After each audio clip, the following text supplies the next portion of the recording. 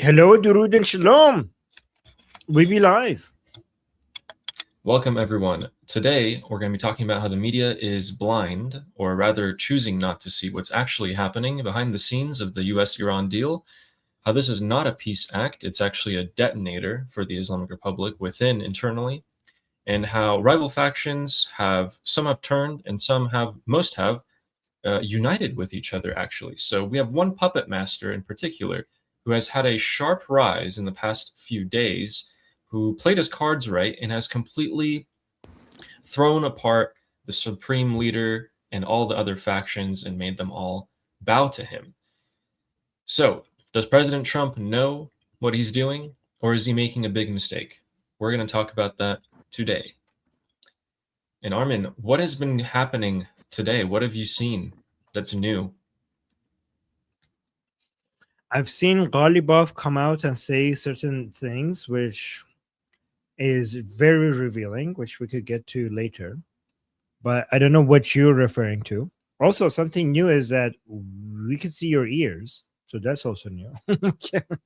So, Yeah. guys, Ali has ears. Yeah. Yeah, I didn't get a haircut. I just took off the It's big just that he headphones. doesn't have his, it doesn't have the big headphones. Yeah. Yeah, and it works now. What happened? Yeah. Ali's ears. Yes. Okay. Anyway, yeah, so Ghalibaf, guys, Ghalibaf is now the #1 guy in the Islamic Republic. So if you're thinking that the supreme leader was the guy in the Islamic Republic, that's not the case at all. In fact, it was never the case as soon as this new gay Ayatollah became the supreme leader. Ghalibaf is now the #1. He is coming forward and he's making statements like, I decide, I did, I negotiated. And he is basically taking credit and representing the entirety of the Islamic Republic. This is not only a complete 180-degree pivot, but it's also a potential weakness that can be exploited. If you have one person at the top holding everything together, that in itself is a weak point. And we're going to talk to you about how that's going to come into play as soon as the signing happens on Friday. Armin, I think as soon as the signing happens on Friday, the real details are released. We will see the, I forgot the English word for it, the fall. We're going to start seeing the real fall of the Islamic Republic, because politically inside, a lot of the everyday supporters of the regime are going to be completely confused as to what's going on and why everything has suddenly switched up, while all the higher-ups have gotten the memo that, hey, these are our talking points now. We're going to support the US-Iran deal. Even though last week we said it was the worst thing ever, this week we're saying, yes, this is the way to go. We're going to do this. The third talking point is we're not even going to follow it. We're just going to act like we are so we can get money, et cetera, et cetera. So it seems like President Trump definitely should know all of these things. And everyone's just, I mean, people are freaking out over the fact that I don't have my chunky headphones anymore. I guess it made a huge difference. But yes, big difference. You know, Trump has also said some not so nice things again today, both at Bibi Netanyahu and, you know, praising in a sort of way the Islamic Republic. There was a particular article that I wanted to talk to. So if anyone here is feeling kind of depressed lately, when I read this, I actually ended up feeling a lot better, because obviously lately things have been taking a turn, or so it seems. But with this, and we're going to go through this for you guys, things might not be exactly the way that everything looks on the surface. So with that, let's read this super chat real quick by Hezi, who says 10. Countdown. Who takes 9? Oh yeah, thank you. So kind. Thank you, Hezi. Mr. Hezi with the first super chat. Oh my God, some people are like, wow, the headphones made such a big difference, huh? That's so funny. And Fleshy Interloper saying Ghalibaf, the great leader. Yeah, absolutely. He's the best. And so, Armin, I wanted to get your opinion on this. I hope in the next few minutes, everyone's going to feel better. This is why. I'm going to pull this up. It's going to be some text, but Armin and I are going to talk about this. Armin and I are going to talk about this, and I wanted to find something with actual logic and reasoning to make everyone feel better. Okay, so this guy, Ramin Fallah, he's a very strong pro-Shah supporter, and he's written this article. He's kind of like a political analyst here. And essentially what he's saying that every system disintegrates in the same way that it was born. And then he draws parallels between the 1979 revolution and the fall of the Pahlavi dynasty with the potential fall of the Islamic Republic that might be happening. So he is saying that the Islamic Republic regime will never fall through a classic linear war, fair and square. But when it is going to fall, it's going to dissolve itself in the trap of a larger strategic deception and ruse, because that is how the Islamic Republic came to be. So it was born that way, and it's going to be buried that way. They're saying the regime rose to power in 1979, and there was no like conventional formula for this, the rise of the Islamic revolution in Iran. So its fall is also going to be because of mistakes and no sense and deception. What do you think about that so far? Does that make can you see that happening? I think that's a made up rule. Like, Okay. where is that written? Where is that rule written? That the way, I don't know. Where does that rule come from? I think people there. One thing I'll let you guys know about social sciences is that it's not math. There is no hard rules. There are patterns that sometimes, repeat itself until it doesn't. But there is no hard rules in social sciences. A lot of people try to act like social sciences, like politics, is like mathematical formula that you could like solve for X.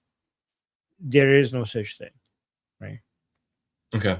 So then what do you think about this then? He's also saying what's going to happen after Friday? They're going to go ahead, they're going to sign it, and then what's going to happen afterwards? From the perspective of strategic sciences, to remove a system without creating anarchy and geographical destruction, the center of gravity must be first cleared from the path so that the body undergoes bureaucratic brain death. That's a fancy way of saying that the Islamic Republic is going to start making a ton of mistakes from now on. They have a lot of their top dogs gone, and now that they're going to consolidate, it's not like they were doing a good job before with the administration of the country. And it looks like this is going to simply accelerate that. So how is the Islamic Republic going to fall? With lies, deception, and a coup, which we've seen a lot of those so far. So that once the Islamic Republic realizes, and by Islamic Republic I mean the millions of followers that they have, and not the people at the top, we're going to start seeing such a political implosion with that the Islamic Republic is going to have a hard time just trying to keep everyone together there. Are we agreed on that at least? Well, so far we've seen Ghalibaf been successful at least for the short term, getting everybody on the same page when it comes to their leaders, right?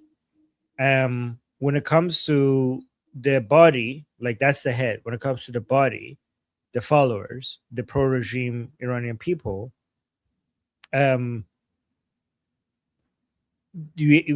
remains to be seen. You might be correct, you might be wrong. I think the first test is going to be Ali Khamenei's funeral. We have to see how much chaos and infighting are we going to see at Ali Khamenei's funeral. We have to see, yeah. No, you're getting a spot on. Go on. Yeah. But also, that's one factor. Another factor is how much does that matter, right? If the infighting is among the pro-regime people, but not at the regime officials themselves, I think it's unsustainable for the regime to rule over so many unsatisfied people. But I think that maybe people are overestimating how fast this is going to break everything apart, right? Because I suspect that a lot of these pro-regime people, they come out kafan push with the shrouds on, but I bet you the vast majority of them who claim that they would love to become martyrs for Islam, if you shoot some guns in the air, they all will go running home and never come out again. Like not all of them, like a lot of them. A lot of them will have a panic attack and they will go home and they will think that this is the most traumatic thing that they ever experienced, and they would never want to see that ever again, right?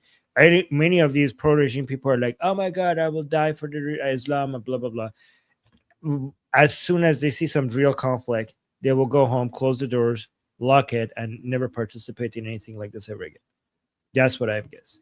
So, I mean, and that's bad for us. Like, for once, we actually prefer that these people are actually, like, no, it would be better. It would be better for us if these people were actually genuinely pro martyrdom and shit like that, so that they could fight against the regime, and it wouldn't be this easy for the regime to scare the shit out of them.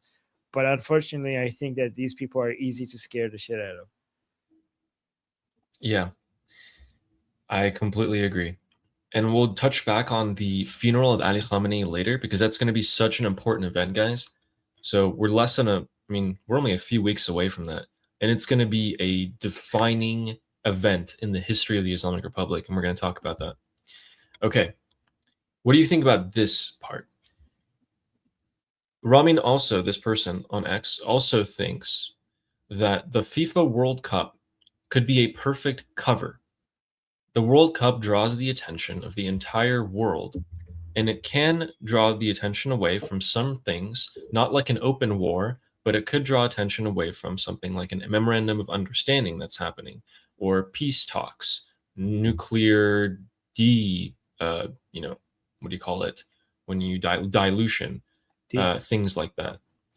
And so his theory is that with these talks, I think that after you go through this, I think we should show what Ghalibaf said. I think those are going to be very revealing. I have that as well. Yeah. So it seems like oh, that was the wrong one. Okay, there it is. So we're going to attack them from a blind spot. And from this angle, the calm before the storm could be the final and the most complex trap for managing this fall of the system's endgame. If the Islamic Republic doesn't believe that they're ideologically defeated, which is impossible, you can just simply go and destroy their military, kill like 70% of them. And at the end of the day, they go, you can't kill our idea of the Islamic Revolution. It'll never go away. You can't defeat us. And as long as you don't put troops on the ground to physically remove us from our institutions, what are you going to do? And this could be a ploy from President Trump to start the slow process of an internal implosion within the Islamic Republic.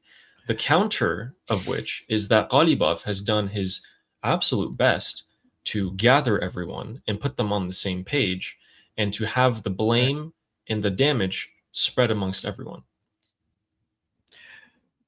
So let me give you an alternative to what you're saying, and you let me know what you think. Okay. What if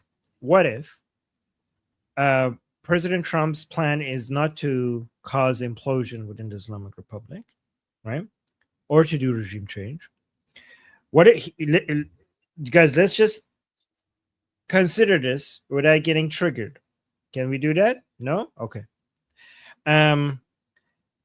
What if President Trump experimented with regime change, quick regime change, and saw that, okay, that was an experiment to see if we could get it done or not.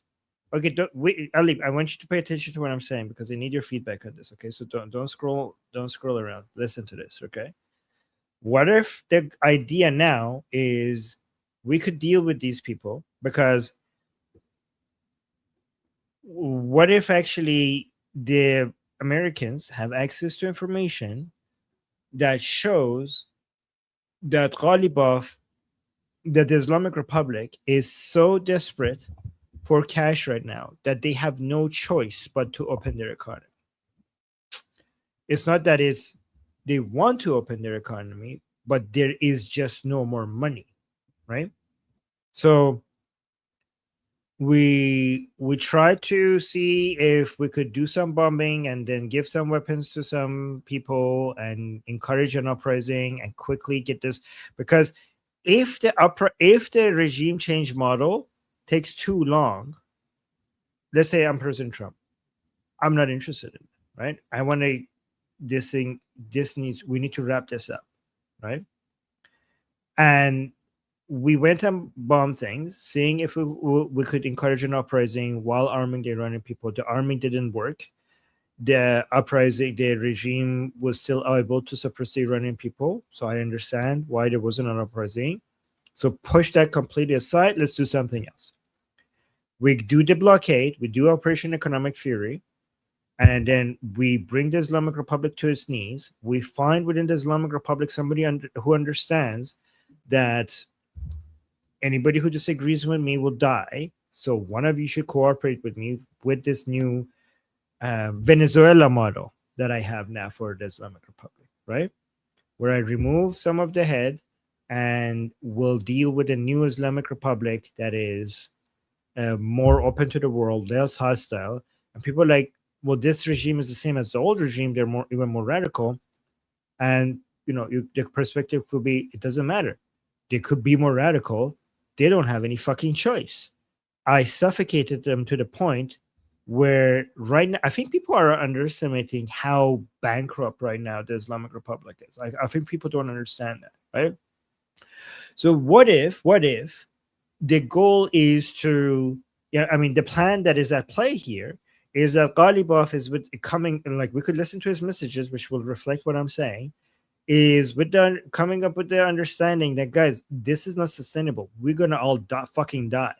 Like we have run out of money, and the whole country is gonna rise against us if we like what is about to. I think people haven't still seen the impact of the economic impact of what's about to happen. People are like, oh, they're releasing some money to guys fund the Operation Epic Fury and Economic Fury and the naval blockade has broke something so fundamentally within the economy of Iran that is unfixable unless with billions, hundreds of billions of dollars of foreign investment.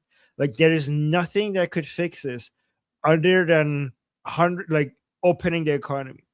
Like it's everywhere. Like for example, the Iran's steel industry, which used to be right before this one of the biggest in the world, is now fucking broken, right? You cannot replace those jobs. You cannot fix that unless you open the economy. Opening the economy is also kind of the beginning of the end for the IRGC. And what if President Trump is now basically completely invested in this model, and he's not trusting Ghalibaf. He's basically the intelligence that is being given to President Trump shows him that basically there is no other choice. Like one way or another, these people, they're so out of cash that they are going to be forced to open their economy to the world. And he's dangling $300 billion in front of them to understand is basically the choice between complete collapse or maybe me creating a vehicle for you for foreign investment to come into your country, and just basically dealing with this new model of Ghalibaf in charge.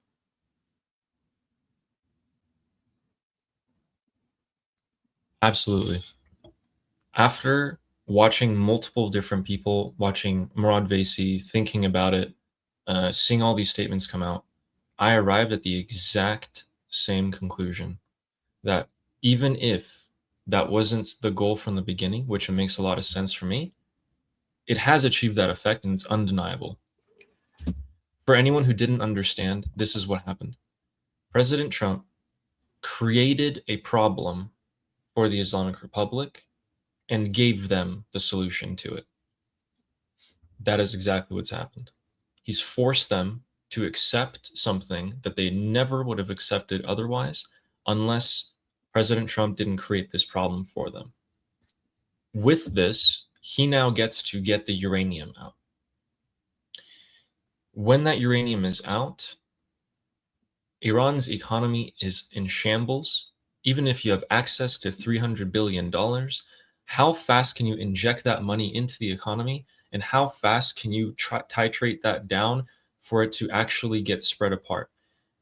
Also, if you're going to ensure that they don't send money to their proxies, and you're going to ensure that they don't spend it on a nuclear program or limit their missile program, this money is going to go somewhere else if they enforce that. Wait, so people are saying, as if I'm saying that this is the most ideal situation. Obviously, it's not the most ideal situation for us, especially as Iranians, would be for the regime to fucking die. Like, I'm not saying that this is what we want. It might be what it would make the most sense for the United States. Like, for example, Steve is saying, and you don't think complete collapse would be a better choice for Trump? It would be a better choice for us Iranians and for Israelis. But given that President Trump requires a fast turnover, especially before the midterms, it's not the most ideal for President Trump and his.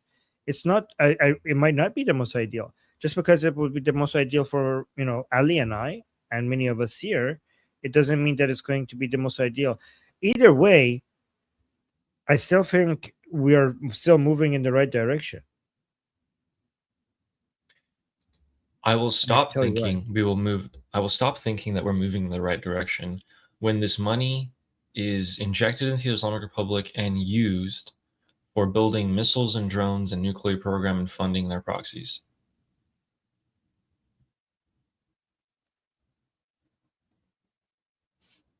Wait, we got Dominic is saying, "I'll take 8 now." LOL. Where is Ahmadinejad? Yeah, I haven't heard from him from a while. So. He's definitely in hiding. He does not want to show his face. Fleshy interloper with the super chat saying, "Islamic Republic have said they are lying, and I believe them." Yeah, I mean, the Islamic Republic is saying so many different things, and you shouldn't be trusting them. Everything that Americans are doing should be based on observing behavior. That's why one thing about the MOU that I don't like is that it seems like they're suggesting that the sanctions will be removed and the negotiations will be happening regarding nuclear stuff will be happening after. So that is your mutual, yeah. So that is something I don't like about the MOU. That first the sanctions will be removed. Later, we're gonna have negotiations about the nuclear stuff. That is not good. Yeah, we're not paying to play here. That makes absolutely no sense to me. So these terms come out within 48 hours, and we'll get a confirmation on which direction we're heading then. Keep in mind, this memorandum is going to be a page and a half. Or supposedly it's supposed to be a page and a half. It's going to be I don't want you guys to get your expectations up. This is them going to start talking. Over the next 60 days, we're going to constantly hear about their negotiations and how they're going. So we're going to pay more attention to Witkoff and Kushner and what Trump says. We're going to pay more attention to what's internally happening in the Islamic Republic. If I could bring up the timeline, just think about it this way. Friday, 2 days away, signing in person. Then the next big event is going to be the burial of Khamenei. When he is buried, you have the entirety of the Islamic Republic supporters side by side, some of whom think the others are traitors now, and some of whom are frankly confused as to what is going on. We have to see what they do. We need Iranian people on the streets there to video the reactions, video the fights breaking out, and video the chants and slogans that are being said. This is going to be a, I think, 5-day event. It's going to be gold for us to gather all of this data and to see what the public sentiment is. within the regime supporters. Okay? That's what's going to happen over the next couple of weeks. After that, what you're going to hear is a lot of Witkoff, Kushner, the special envoys to go and negotiate with the Islamic Republic. You're going to hear Ghalibaf and IRGC say a lot of things. That's what we're going to be focusing on. That is going to give us a very clear direction on where things are going. And last but not least, the same way that the Islamic Republic is about to gauge public reaction to the memorandum, President Trump is also going to gauge the reaction of the Americans to this memorandum.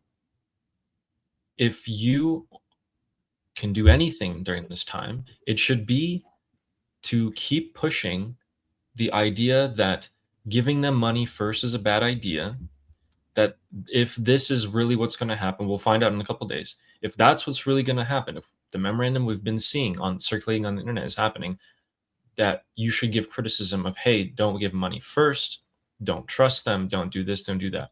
You want your voice to be heard as much as possible.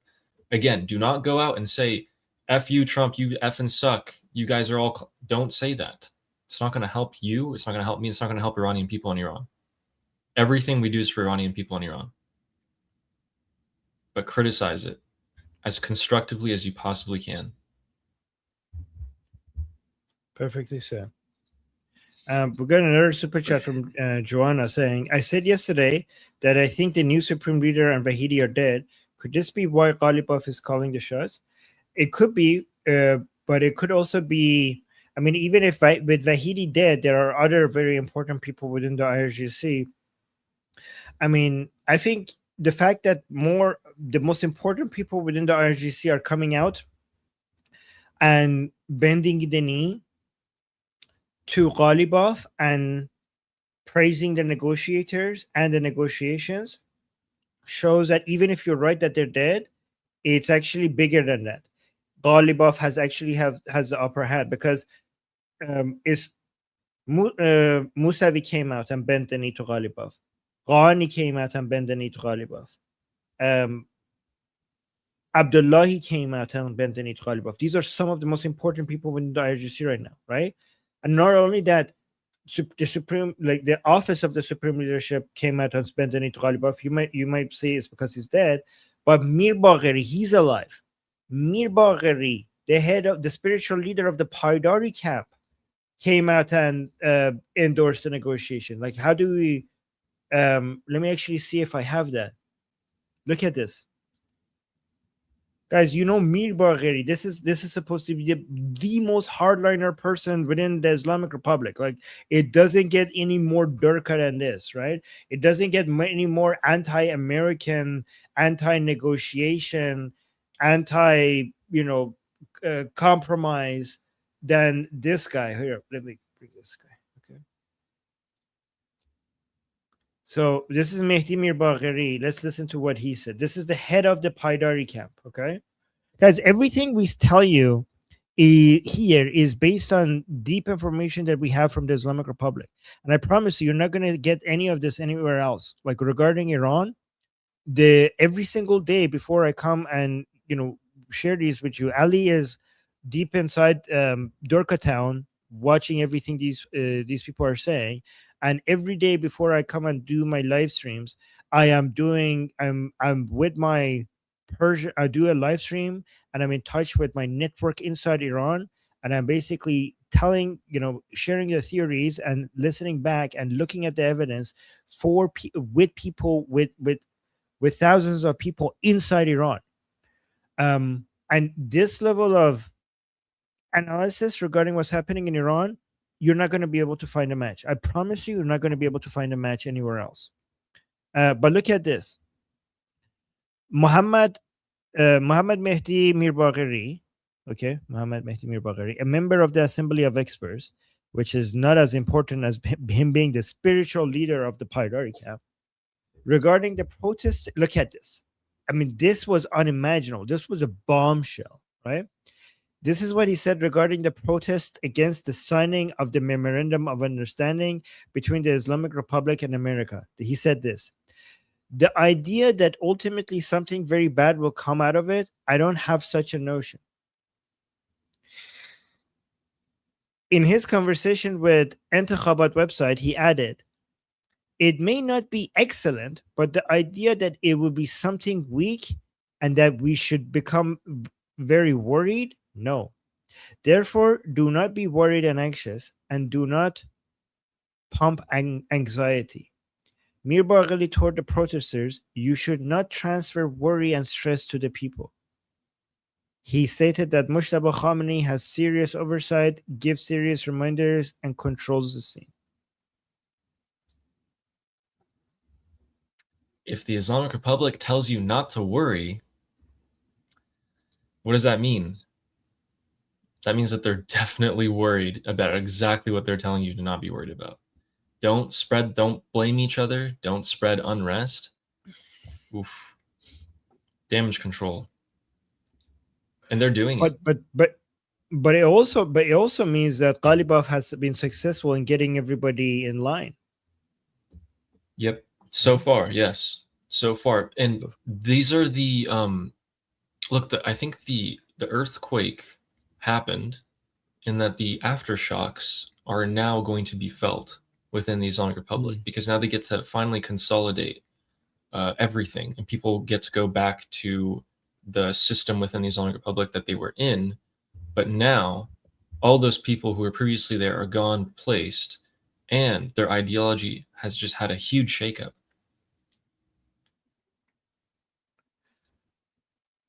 So Texas Trip is saying, I just popped in chat, catch me up. So we are basically watching.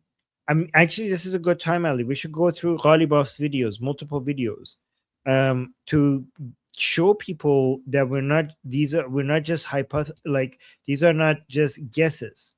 This is based on reality. But before I do that, let me actually respond to.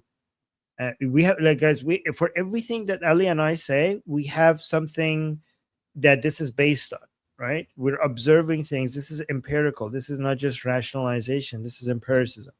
But who's it? Nekama Gluck? I don't know if I'm pronouncing Nichama Gluck. Thank you so much for the super chat. I know I pronounced that wrong, but saying regardless of what the dollar is used for, who with brains sends their enemy money, let alone $300 billion? Why give them any advantage? Recovery seems upside down. So first of all, we haven't seen any money go to the Islamic Republic yet. I think the part that we should be more critical about is not the $300 billion. The $300 billion actually makes sense to me, and I'll tell you why. The part that I think me and Ali would be more critical of, if it's true, is the sanctions removal before you get the enriched uranium, or before you even start negotiating regarding the enriched uranium. That is the part to be critical about. The $300 billion is not actually as bad as people think, because the $300 billion is with the condition of opening Iran's economy, and it's not any government giving the IRGC money. It's private businesses investing in private businesses in Iran, and the private sector within Iran is against the IRGC. So really quickly, let me tell you this: the IRGC has control and power in Iran because of their isolationism, because of lack of competition, because of their monopoly over many industries, and because of their command economy structure. And also that gives them their economic control. Their military control comes from anti-Americanism and anti-Israeli philosophy. So anything that changes any of that would remove their economic leverage and their military leverage power. And this is their entire DNA and foundation. So they would be against anything. So this is not $300 billion that will go to IRGC. This is $300 billion that will go against IRGC, because it comes with the condition of opening the economy to private investments. And honestly, right now, the economy of Iran cannot absorb $300 billion. And even if it could, you would be burning your money, because in an environment where the IRGC is in control of the economy, with their monopoly, with their control over the economy, no private industry will be able to survive with that much level of state control and competing with IRGC businesses. So it is burning your money. So it requires this, for any billions of dollars to get invested in Iran, requires the opening up Iran's economy means the IRGC has to let control over its main assets. It has to let go control over the economy, which would be the beginning of the end for IRGC, which is something that we shouldn't be even. I mean, we can't even judge right now because it just seems so far away and really hard to do. But if it comes with that condition, then it's against the IRGC, not for the IRGC.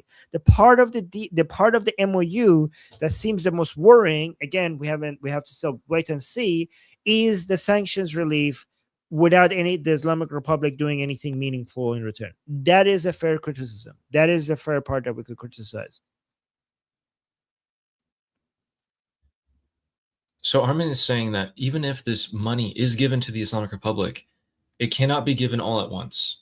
Okay? It's not like it just goes into the pocketbooks of Ghalibaf and the IRGC commanders, and we don't know what happens to it. It's going to be super visible, and it's going to be in the private sector. Now, one thing is, the IRGC have a law of control in the private sector, to the point where people often say in Iran, you can't even build a skyscraper. Like, you can't build a building without the IRGC having, like, dipping their finger in it. Like, they'll know about it. If you boost the people and have the people start rising up with their own economic activities, that's a counter to the IRGC's power. But most importantly, when I went through the 100+ hours of the Iran Prosperity Project videos that they have on Nufti's channel, one of the key points was that in a free Iran, when the transitional government takes power, we will not allow countries to just come in and dump billions of dollars in investment into a new and free Iran. That's actually not going to happen. The reason for that is because if you suddenly dump billions of dollars into the Iranian economy, it completely destabilizes the currency of Iran. Dumping $300 billion into the Iranian economy will do the same exact thing. So the question is, how long is it going to take for this money to get to their hands? How slowly is it going to get there? And what is it going to be spent on? I'm going to be watching that like a hawk, because I do not want to see a single dollar go towards a single proxy or towards building a nuclear weapon. So again, Friday. So, but let me actually answer this. Texas Trooper saying, is that for certain to happen, Armin? Sanctions relief without performance of unconditional? No, that's why I said that's what we have to watch out for, because a lot, again, I'm trying to be careful with my words. A lot of people are saying that the text is out there, and this is their interpretation of the text, and the text that I've seen seems to be the correct interpretation if that's the text. But I'm not gonna get ahead of myself. I'm just saying that if the text is what they're saying, and if that's how it's actually going to be implemented as the text says, which again might not, that would be what to watch out for. And if that happens, that would be a fair criticism. If we see sanctions relief for the Islamic Republic before getting the enriched uranium out, that's why I'm starting with the F statement. I just want to give an idea for people for what I see as a fair criticism. What is the areas of concern that I think people are getting wrong, but what would, in comparison to what would be a fair criticism, right? So we cannot criticize the United States for doing sanctions relief before they actually do sanctions relief. But I want to basically, because people might think like, oh, you guys are just going to watch what happens and then justify it later. So I'm going to beforehand, I'm going to say, if this happens, I already committed to saying I don't agree with it, or at least we could say that there's a fair bit of criticism over there. I'm committing to it before it happens, so you could see that I'm not dancing around it. And I think most of you agree with me, right? That would be a fair criticism to do sanctions relief, because if you look at the way that this is being discussed, they're not just doing U.S. sanctions relief, they're doing also UN sanctions relief, which I didn't even know United States could do on behalf of the UN. But again, we'll see. We'll see. It's all up in the air, and I think like final judgment should be based on not what is being said, but by what actually happens. And with that, Ghalibaf has said some things today, like But before this. you play So, that, yeah. really quickly, because this is related to what we were saying. Let me just read this really quickly. Thank you, for the super chat saying, what you're saying about the 300 billion and private industry makes sense, but China has a private industry with extreme state control. Yeah, I mean, and I don't like that, but China right now has more of a free economy than Mao, right? And like, so, and so your suggestion is that even with that level of private industry, the Islamic Republic might still stay in power. That's what I think you're suggesting. Well, here's the thing. I know that the IRGC. So here's the thing. We don't have an ideological army that controls everything in China that is had an expansionist global order taking over of the globe, death cult mentality that will lose its legitimacy and the requirement for it to invest the resources of Iran beyond the borders of Iran if that model is destroyed, right? So there's that. And also the IRGC being weakened and the private sector being able to compete with it, reducing the level of control IRGC has in Iran, uh, will, given the determination of the Iranian people to eventually free their country completely, I think that weakening the IRGC gets us closer to that point. So I think your worry is justified. What if the IRGC is weakened, but is still more powerful enough, like in China, for it to be able to still, suppress the Iranian people and maintain control over them? That is a completely fair point if you compare it to China, but it is also correct to say a weaker IRGC gets us closer to a free Iran. So both your concern is valid, but it is true that weakening the IRGC gets us closer to our goal. But that's a very valid example and a very valid point. Let me know if I answered your question in the chat. And also Fleshy Interloper was saying they will skim. Sounds like they're good at it. Yeah, that's a good point. But that's a really good point. The example that you brought up as a pushback, and let me know if I answered it properly. And then two more super chats before we go to Ghalibaf. Nichama, thank you so much for the super chat saying very interesting. Thanks for a thoughtful response, for thoughtful responses. I understand what you're saying. My main concern then would be massive fraud schemes, as is very common with the U.S. funds and circle. So yeah, that is for sure the case. I mean, Fleshy Interloper, I think, was kind of hinting at that as well. However, that would be a source of funding for the IRGC. For sure, they will be involved. For sure, they will find ways to funnel some of the money to the IRGC. However, it will also be the case that they will be weaker than before, significantly weaker than before. If we have foreign investments, foreign companies, a private. So there's two things. So IRGC benefits from being in a bubble, from isolationism, from not competing with two things, with global industry and the private industry within Iran.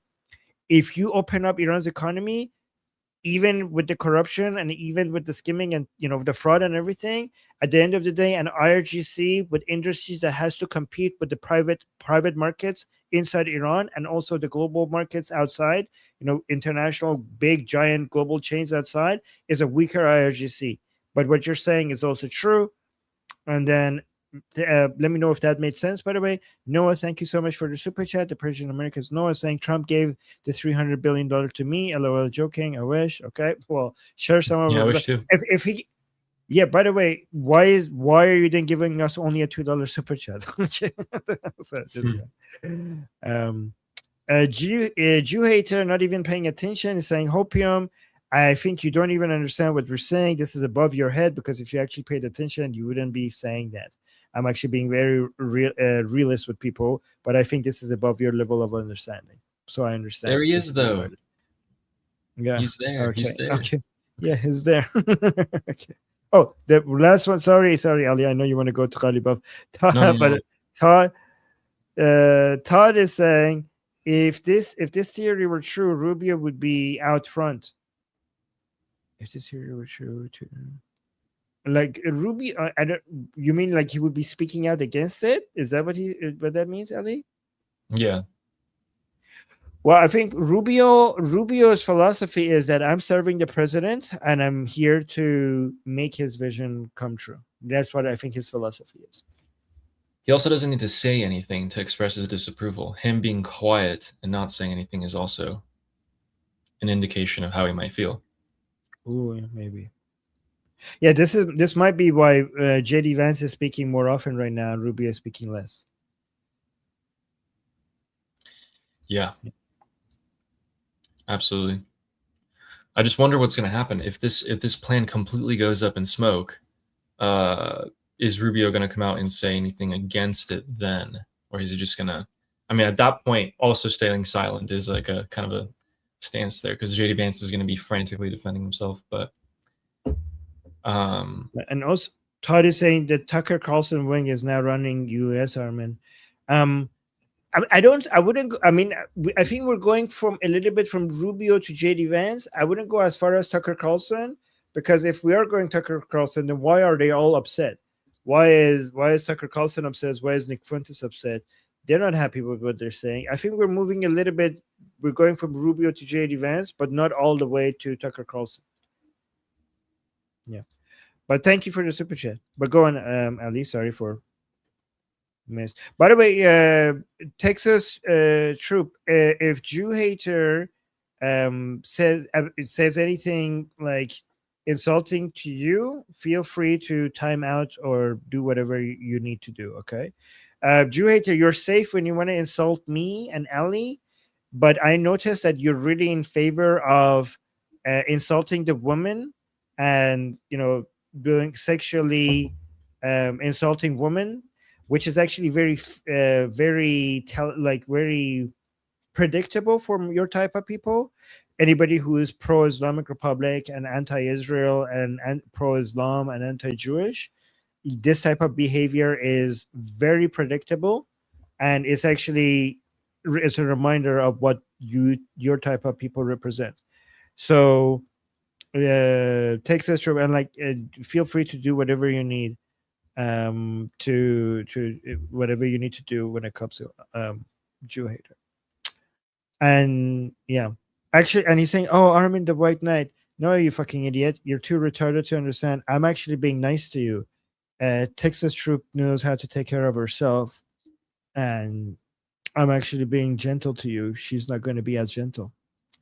Anyways, I know your type doesn't like a strong woman.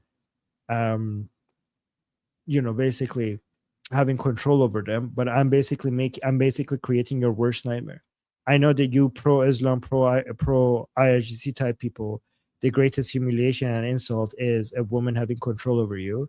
So I'm letting Texas troop having full control over you. All right, go on, Ellie. Okay, so it seems like the memorandum of understanding has been electronically signed again. Yeah. Am I reading that right, guys? Just for the second time for some reason? Yeah, bring it up. So let's take a look here. Where is this? Trump and Iran sign MOU deal ahead of schedule. Why is it doing that? You want to show guys, it? This is Axios, though. This is Axios. Yeah. Oh yeah. So okay. Yeah, so I heard Axios is saying like they digitally signed it again. Like what the hell? Yeah. Go ahead. Axios must be making a lot of money. Confirming earlier speculation, Axios reports that the U.S. and Iran have remotely signed the MOU to end the war and open the Strait of Hormuz. The agreement is now in effect. The signing took place in a dinner in France alongside President Macron, which was today, between Trump, Vance, and Ghalibaf. But the signing was supposed to happen on Friday. Does that mean the signing's not going to happen on Friday in person? Or I'm confused. So this is Axios. I don't understand. Is there anywhere else that's reporting this? I haven't seen anyone else. Yeah, other than don't take it. Axios. Don't take it seriously until it happens, because we don't know. It's always a coin toss with Axios, I guess. Yeah, I only see Axios reporting this. What I do see is that the Islamic Republic spokesperson for the foreign ministry, Baghai, is still saying that Iran and Oman will be controlling the Strait of Hormuz, that they will have a fee, and that it is unacceptable for them to have the enriched uranium leave the country. That is, I don't see any. What changed? I'm so confused. What has possibly changed here? If they say that they're still going to control the Strait of Hormuz, they're still going to keep the uranium inside the country. All right, let's see what happens. But let's go to Ghalibaf, because let's go to Ghalibaf. So Ghalibaf has been saying something completely crazy. Okay, so guys, he just said we must start building up the country for the people of the country. We must economically lift them out of pressure. That is what he said. How crazy is that, do you think? Actually, that's not the most important part. Play it. بیستیم Go to مردم the را از beginning. کار اقتصادی در امروز اون سنگر رو از بچهای لانچر و تحویل بگیریم، بیستیم این مردم رو از زیر فشار اقتصادی در بیاریم. So, do you want me to translate this to you? Because this was actually a big deal. Really big deal. Yeah. What you just said there. But did I get it right that he's saying instead of building missiles, let's help out the people? No. Okay, what does he mean then? Okay, so what he's saying, this is actually, this guy is like, you have to give it to him. He's kind of smart. He's being very, very strategic, and he's speaking in code, and the people who need to get the message got the message. So guys, I'll tell you what literally he's saying, and then I'll tell you what he actually means. And I will tell you what he's literally saying, and I'll see if you guys get what he's saying, right? If you already heard me explain this earlier in an earlier live stream, don't give anybody, like, don't tell people. I just want you to, see if you could decode this. And guys, I noticed that on English speaking media, nobody explained this except, in our, Liberty Politics live streams. So this is something that if you understand, you have better understanding of what's going on than almost anyone else, right? So Ali, let me just tell you the literal part. He's saying that we need to take away the strongholds, right, from the launcher boys, the young people responsible for the rocket launchers, right? We need to take it away and bring it to us and save the economy. So you can see he visually was straight. Like, we need to take the strongholds from the launcher boys, take it, and then save the economy. So what is he talking about? His own, not the actual people, his own. He's saying, so he's pretending to say that it's our turn now. So good job, soldiers. Great job. Now let us pick it up. Okay? Let us pick it up now and rebuild the country and save the economy. That's what he's pretending to say, so he doesn't get in trouble. But what is he? Yeah, launcher boys, guys. Launcher boys are basically the heroic IRGC soldiers that go to the rocket launchers and launch their missiles, take a huge risk because it could blow up any moment, right? That's what the launcher like. By Chai launcher. But what is he actually saying?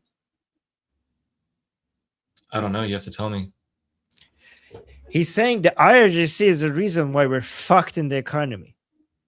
And we need to remove the control of IRGC, and you need to give it to me because these fuckers are sinking the ship. Right. So it's So like this was the he's promise. saying. So well, let me tell you, okay? So he's saying, guys, if we keep letting IRGC go down this path, we're all fucked, okay?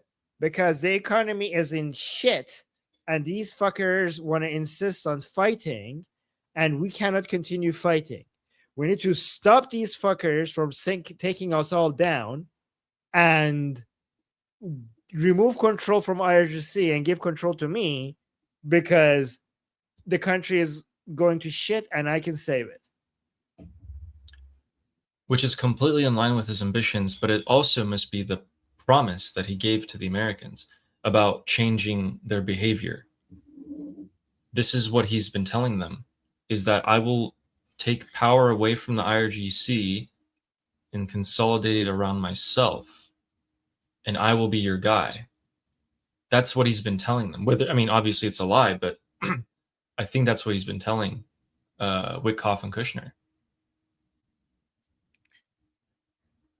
Yeah, I mean that's what he's. Yeah, that's what he's. I mean, he's being kind of obvious about it now. He's telling the Americans that, listen, the supreme leadership, the Paidari people, and the IRGC, fuck these people.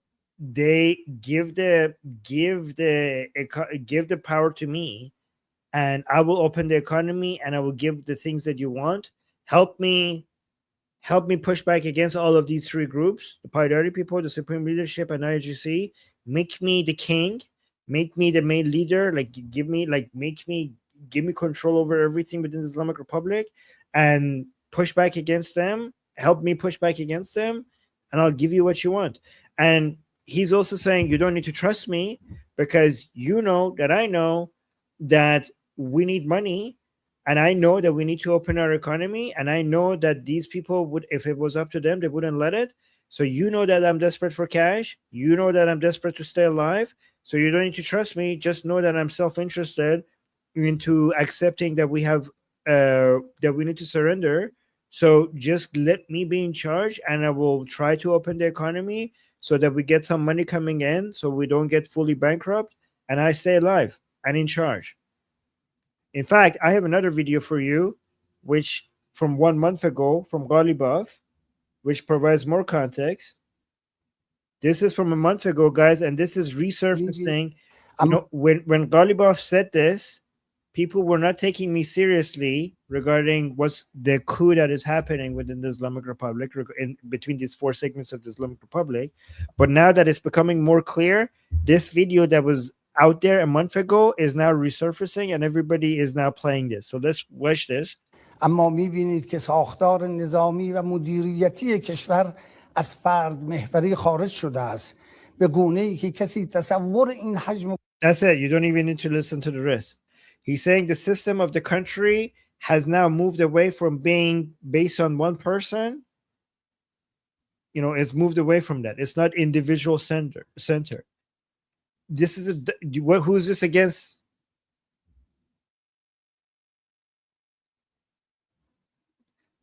Yeah, I mean, this is against the supreme leader. This is this statement is a pretty direct attack of the against the concept of supreme leadership. Why don't you listen again? اما می‌بینید که ساختار نظامی و مدیریتی کشور از فرد محوری خارج شده است به گونه. So he's saying you can see that the military and management structure of the Islamic Republic has now left being centered on one individual. Let's talk about the counters to this.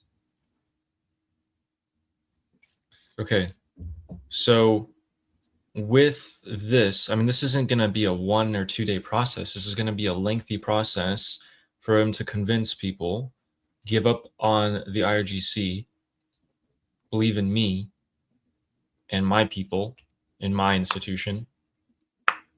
Stop believing in the supreme leadership, believe in me. So the Paidaris make sense now that they're on his side. The counter that I'm immediately thinking of is that this is going to cause so many gaps for infiltration. I mean, obviously, he's going to be dealing with a lot of challenges, but the fact that the IRGC heads and the Paidari head and the supreme leadership have came up with full endorsements of Ghalibaf shows that so far he's being successful, right? I mean, guys, like think So about far. this. Put this so look at this. Let's put all the evidence next to each other. We have submissions by the highest levels within the IRGC, submissions from the supreme leadership to the Ghalibaf, and submissions by the spiritual leader of the Paidari camp. And at the same time, we have a video him saying we need to move from IRGC to me because we need to save the economy. And we have a video from him basically very obviously attacking the institution of the supreme leadership. And on top of that, he actually made it very clear here in this other segment of this video that he's saying like, yeah, guys, I'm in charge. Look at this. I mean, is this the right video? Look at this. He's like, the caption is actually funny. همه بیان برای من تصمیم سازی کنید که من بتونم تصمیم درست بگیرم. So she said, like, you all should come to me and help me with decision making so I could make the right decision.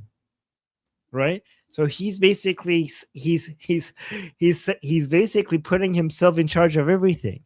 So, but like, let's continue. I'll تصمیم درست بگیرم. ولی من فردی نیستم که بدون تصمیم بمونم. Like, but I'm not a person that would stay idle without actually making a decision همینطور الاف باشم. and waste time. شما برای من تصمیم سازی کنید تا من تصمیم گیری کنم. So create good decisions for me so I could make a decision. من هرگز وارد جزئیات نمیخوام بشم. من فقط میخوام برای شما تصویرگری کنم. Like, I'm not going to get into the details, but all I want to do is to make the decisions for you. So basically what he's saying is that you guys, all of you, this is the actual translation. This is what he means. I will listen to your suggestions, but whether you disagree or not, I'm not going to wait around. I'm going to make decisions here. I'm going to make the decisions for you around here. You could give me your feedback, but at the end of the day, I'm not going to wait around and I'm going to make a decision. And it's interesting because I didn't read the caption of this Iranian posting this. So this Iranian posting this is like, has Ghalibaf become the leader? What the hell is up to you? Wasn't he supposed to take revenge? Was this the achievement of 100? Yeah, so 100-year night. So yeah, was this the achievement of your 100 nights? Basically, so talking about the pro-regime people in the streets. But people, like, when this video came, this segment of the video is pretty clear that he's introducing himself as in charge and the main decision maker within the Islamic Republic. It's very interesting because the weakest part of the Islamic Republic has now turned into the strongest part of the Islamic Republic. Because, guys, if you look at the four segments of the Islamic Republic, the IRGC, the Supreme Leadership, the Paidari camp, and the negotiation facing segment, the suits, right? The more so-called moderate, pragmatic segment of the Islamic Republic, that part has always been the weakest one. And that role used to be filled by so-called reformers like Rouhani, Zarif, and Araghchi, Khatami, people like that. But that most of the people within that camp have been sidelined, and Ghalibaf came and took that role and took the weakest part of the Islamic Republic with no military power, no economic power, and no people power, no soft power, and turned it into the most powerful part of the Islamic Republic with him in charge of it, only because the Americans are using him against everyone else in the Islamic Republic. Because he's now a tool of the Americans, and because of American military might, he has turned into the most powerful person within the Islamic Republic. Which is exactly why I'm thinking that is his absolute weakness. That is what he used. And that is the way that you take him down. The way you propped him up, you, the US, propped him up. You, the US, can take him down whenever you want.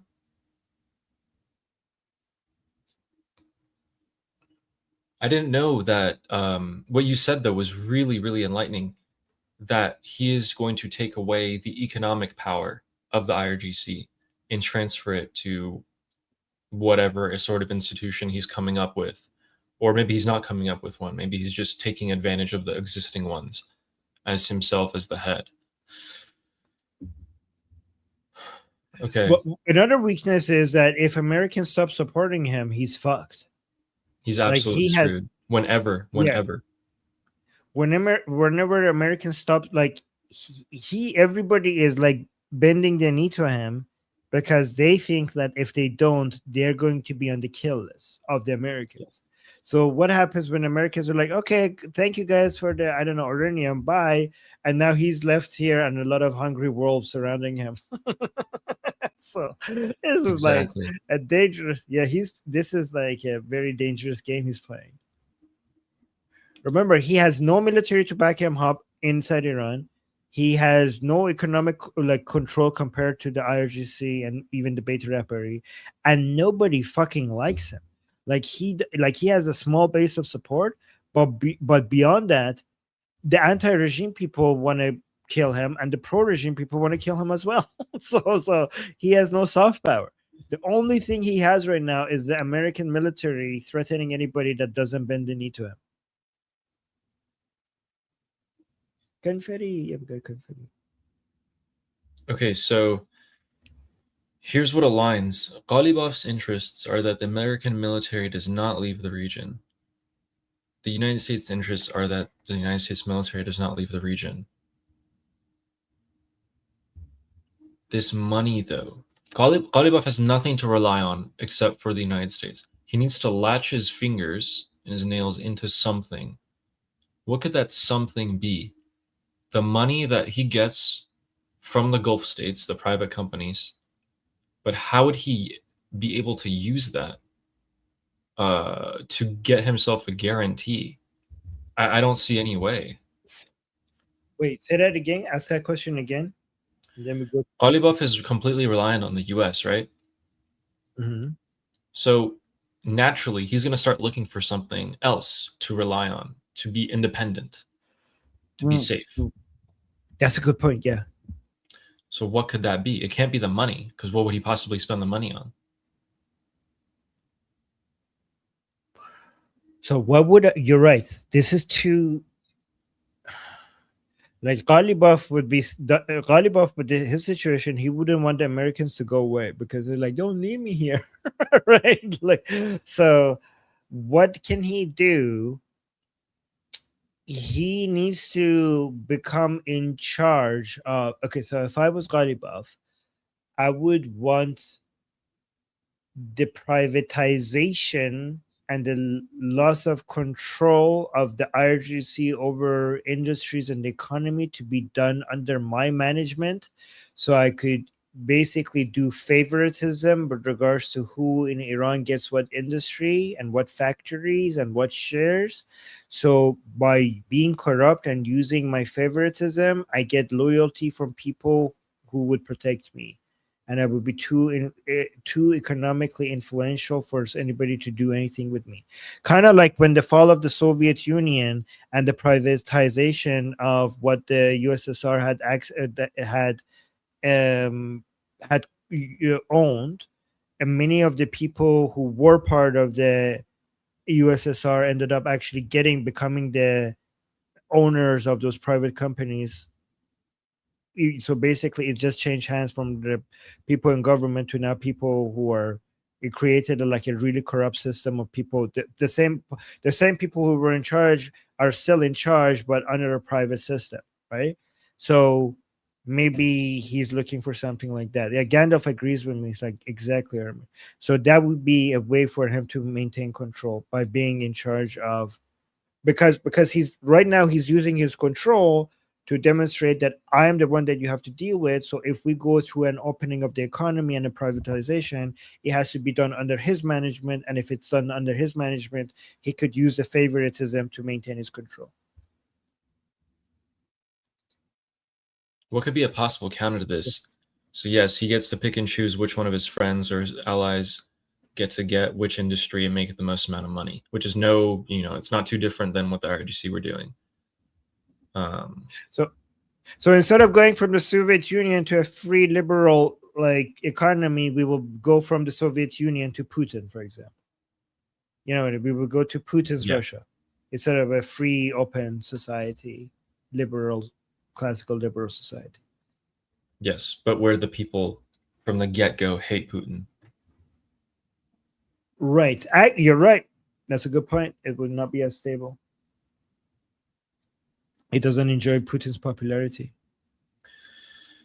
I've been thinking for the past few minutes that this is so temporary, what Ghalibaf is doing. It's so shaky. And then I remember just now that, of course, what other choice does he have?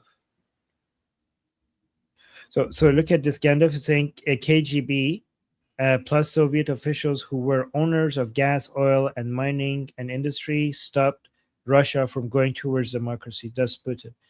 Exactly. That's the danger that we're in. So the question is he going to draw support from people within the IRGC who are going to be more on his side now and other camps? Or is he going to try and find new allies, pick from the people, from the private sector? Because here's the advantage. If he picked from within the Islamic Republic, his advantage is that they have he has more security with them in the short term. If he picks people from within the people, he has more security long term and none short term. The private sector is very weak in Iran. There's no you need powerful allies right now, which is why he has to go towards the IRGC. Yeah. He needs to say guys, we're doing a controlled demolition. If you want to survive this, so you're right now as high members of IRGC, you have a lot of control over this industry and this industry. We have to do this, guys. There's no other way. I know this is sad. I know you're going to have less power and control than before, but would you rather be dead or have zero control? If you want to maintain some of your control and power, walk with me through this, and I'll make sure that you come out at the other end selling control of some factories and some businesses and some industries. It would not be as good as before, and it's sad that we have to compete with the private sector. It's going to be sad that we have to compete with international markets to some degree, but you're still going to be rich and powerful, and you're going to maintain a lot of shares in big companies and corporations. You'll still be rich and powerful, less than before, but still powerful. Completely correct. So then that's a dismaying thought. And I'm also thinking the Supreme Leadership Office or other people in IRGC, what is the incentive for them, or how likely is it for them to come out against Ghalibaf when the people come out? So Khamenei's funeral, the division. If enough IRGC people or other people see that there is enough division and they start taking up, against Ghalibaf, one, do you think that's likely to happen? Realistically, and two, what would they do against Ghalibaf if they did? The pro-regime people? Yes. They would just cry and hold signs and we don't like this. But you don't think anyone within the Islamic Republic will come out and try to oppose Ghalibaf, even if he sees that there's enough support from the regime supporters to do so? So there are going to be members of parliament and maybe influencers like Raifipur that so there's three types. Okay, the members of parliament from Paidari camp who are going to be told, here's some money, shut the fuck up, and and they're going to say oh, thank you so much, I'll shut the fuck up, right? And then there's another member of parliament or influencer who are pro-Paidari, who are more ideologically motivated and we're no, I'm not going to sell myself for money. And we're okay, shut the fuck up or we'll kill you. And you're like, okay, sorry. And they're going to shut the fuck up, right? And then there's going to be the last remaining people who are going to continue being against Islamic, against Ghalibaf and what's happening for two reasons.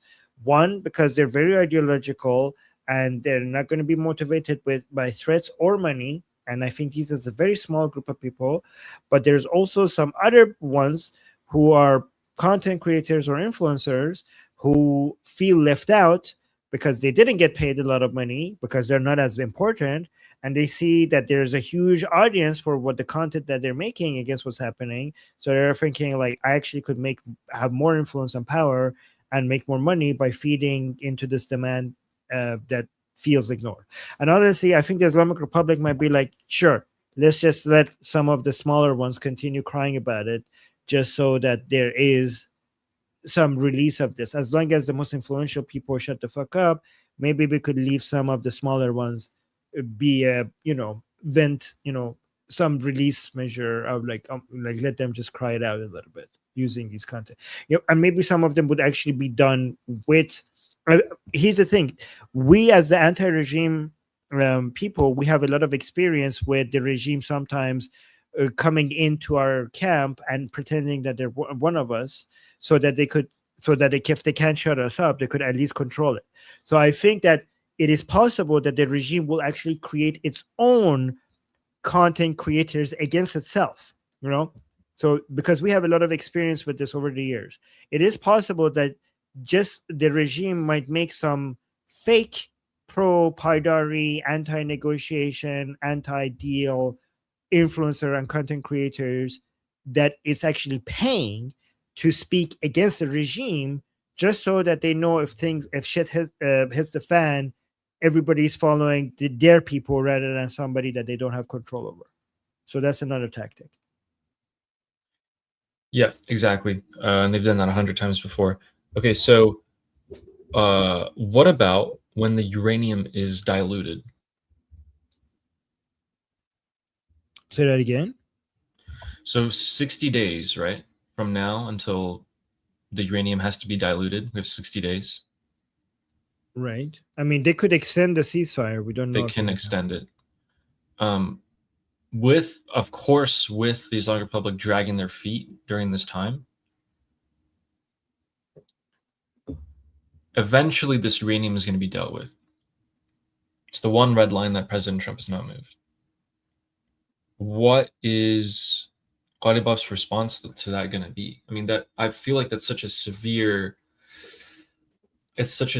concession. There's no way that even if he consolidates these people that he won't have a big fracture with that, right? Or do you think he can? Yeah. What's the question again? Like the uranium's effect, the dilution of the uranium. Okay.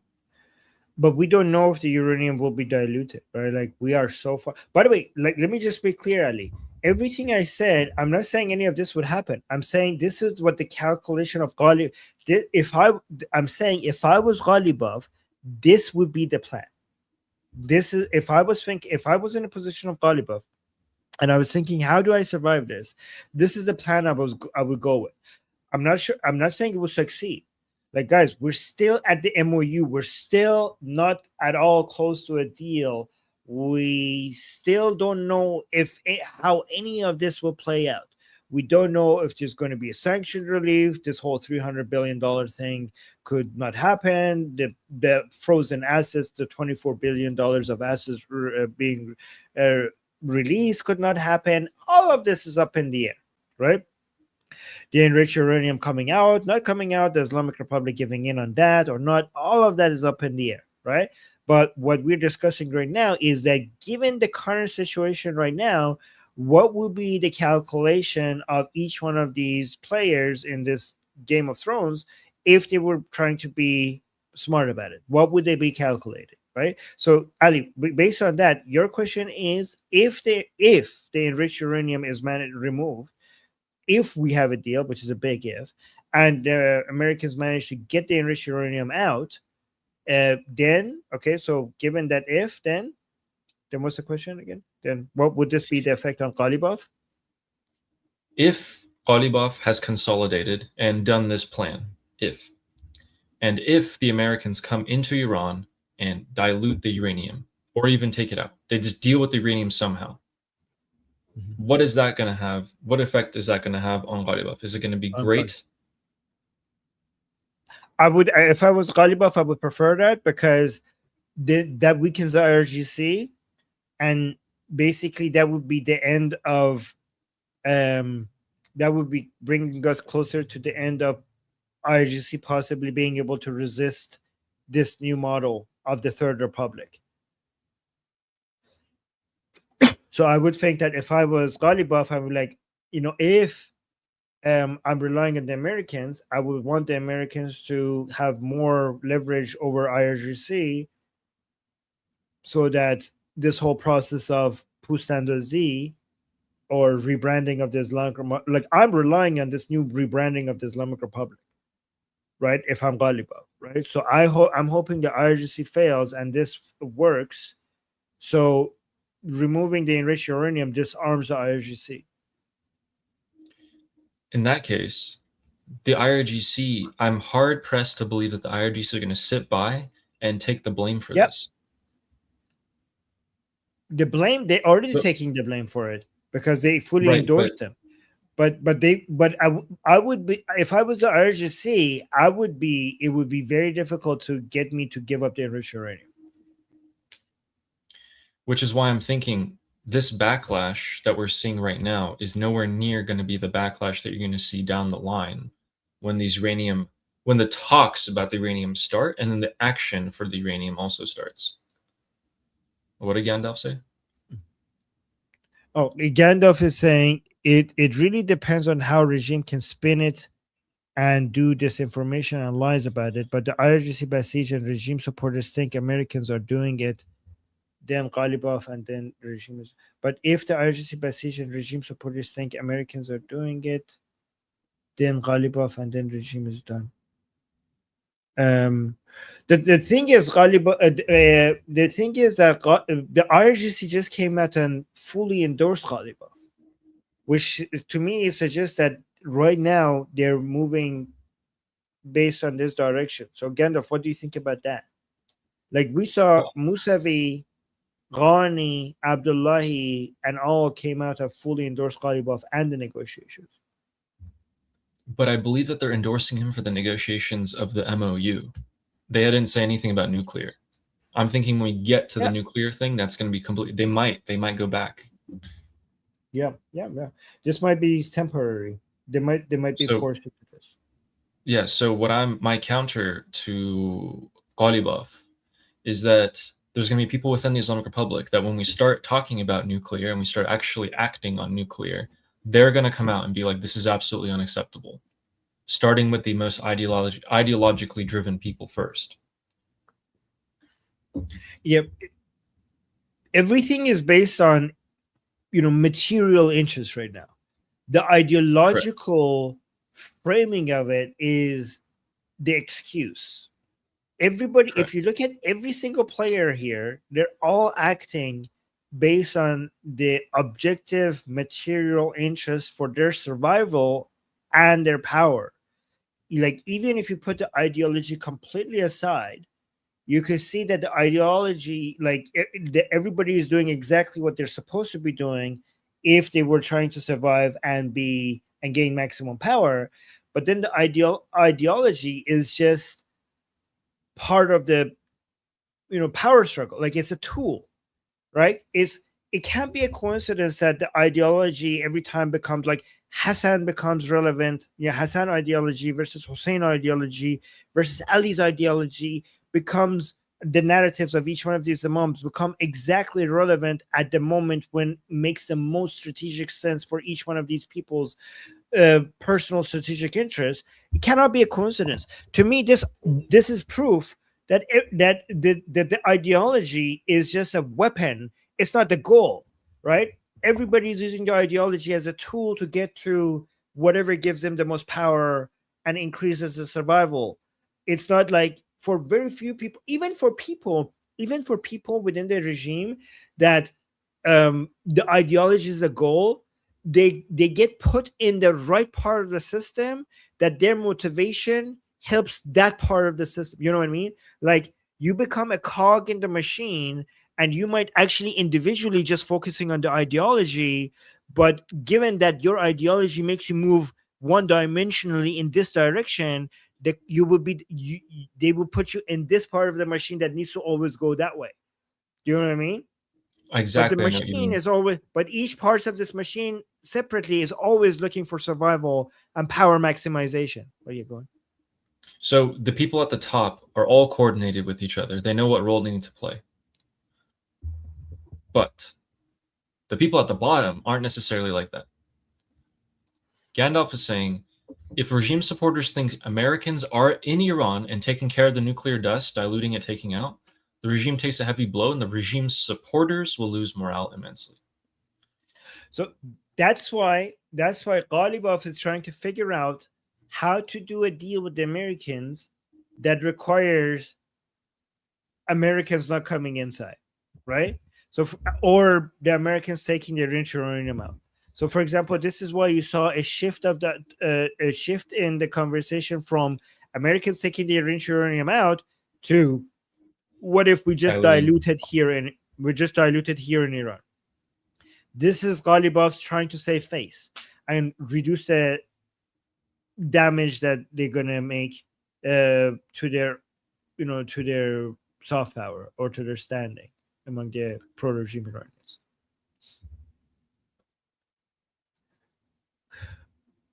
We should also read the super chats because of it before. See, people have a lot of questions. Yeah, so here's the thing. Ghalibaf has, as of now, 60 days to do all this.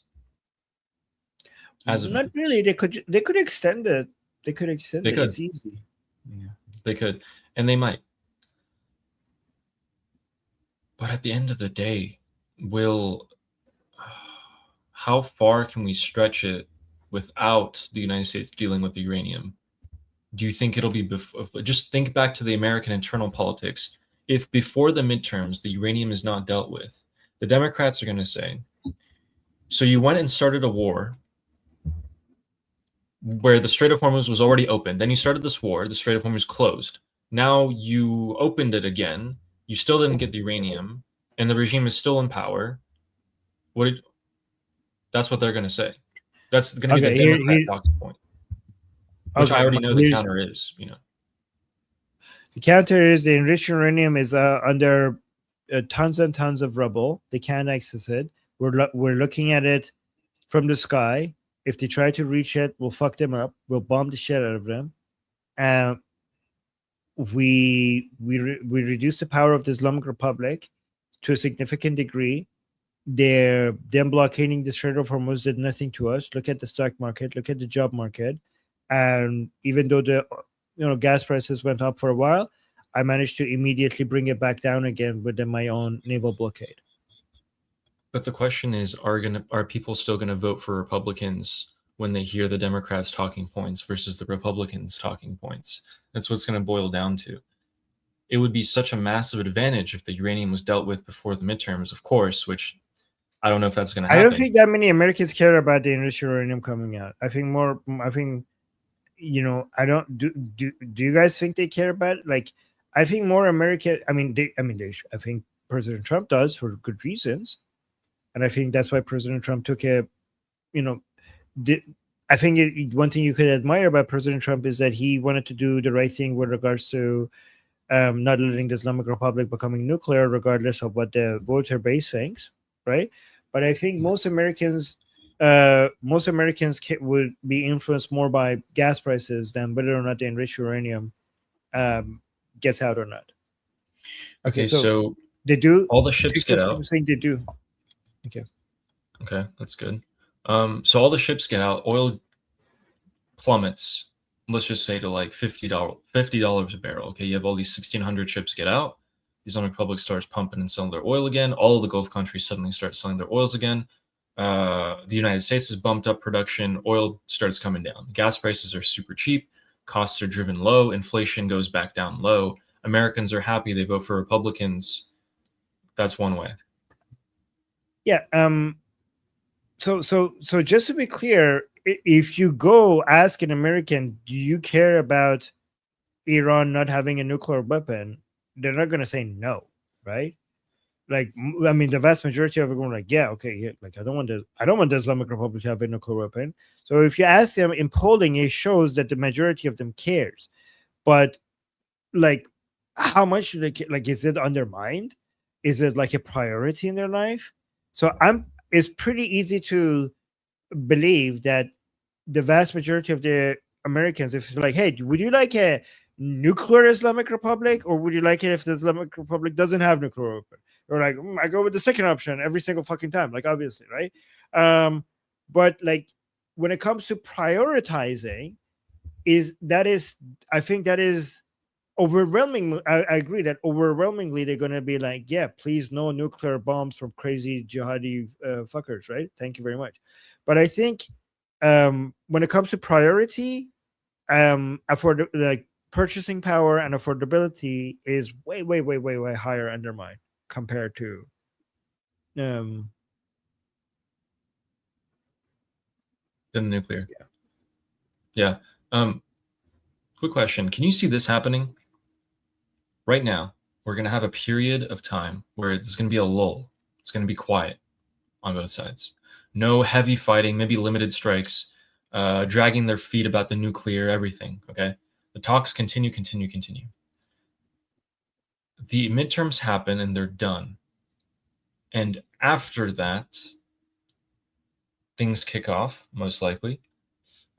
During this period of lull, we have this thing that happens where the Islamic Republic has consolidated under Ghalibaf, and they're going to deal with the aftershocks politically of this consolidation. At the same time, the Americans have low gas prices. People get happy again. So then everything points, just logically speaking, which I mean, we've tried to apply to this past 6 months and it oftentimes doesn't work, but logically speaking, after the midterms is the most amount of sense for things to start escalating. Escalating? You think it will escalate after the midterms? Logically, my brain is telling me that that's the case, but I also know that the same logic that I've used has not always been right in the past few months because things have taken left, right, upward, down. So here's the thing. We always have to remind ourselves one thing. Israel is still a thing, okay? And Israel is not going to let the Islamic Republic get away with this stuff. You know, at the end of the day, Israel is not going to stop. And it will continue attacking the Islamic Republic until there's no Islamic Republic. And also the Iranian people. But the Iranian people are not armed, right? So Correct. Whether the United States goes to back to military operations against the Islamic Republic or not, it might. You know, President Trump constantly says, like, you know, if I'm not happy, I'm going to bomb the shit out of these people, right? Which is good to hear. But whatever President Trump is doing with the Islamic Republic, it's weakening the IRGC. Okay, it's weakening the IRGC. We're moving in that direction. And we might get Americans attacking the Islamic Republic. We might not. But Israel will be attacking. And we will have a weaker IRGC.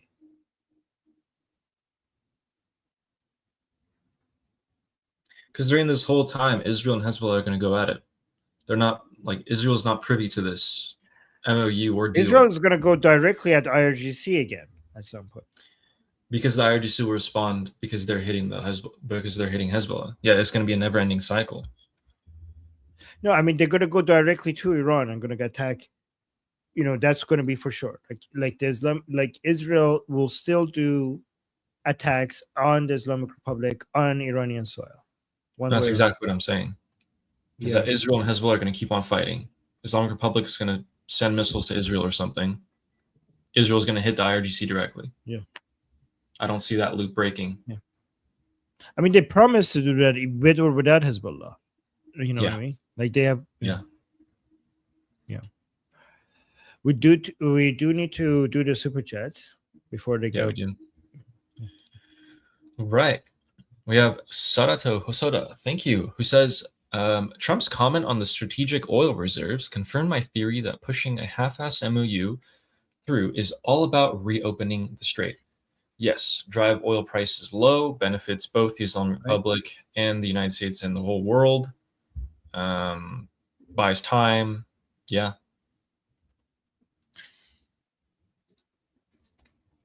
Absolutely. I think he said he only had like 4 million barrels left or something, which is the lowest. Oh no, he would have ran out in 4 weeks, I think is what he said. Yeah.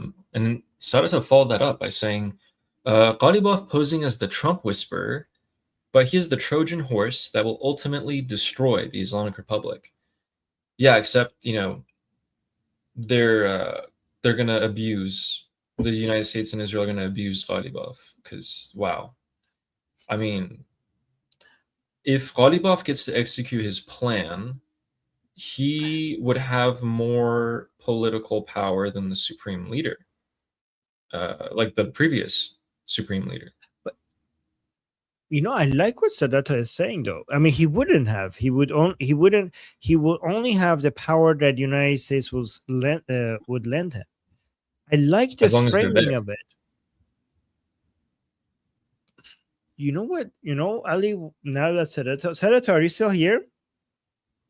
Now that Sadata is saying this here, to me, you know, think about how clever this could be if it actually works, right? This is President Trump destroying the Islamic Republic from the inside using Ghalibaf.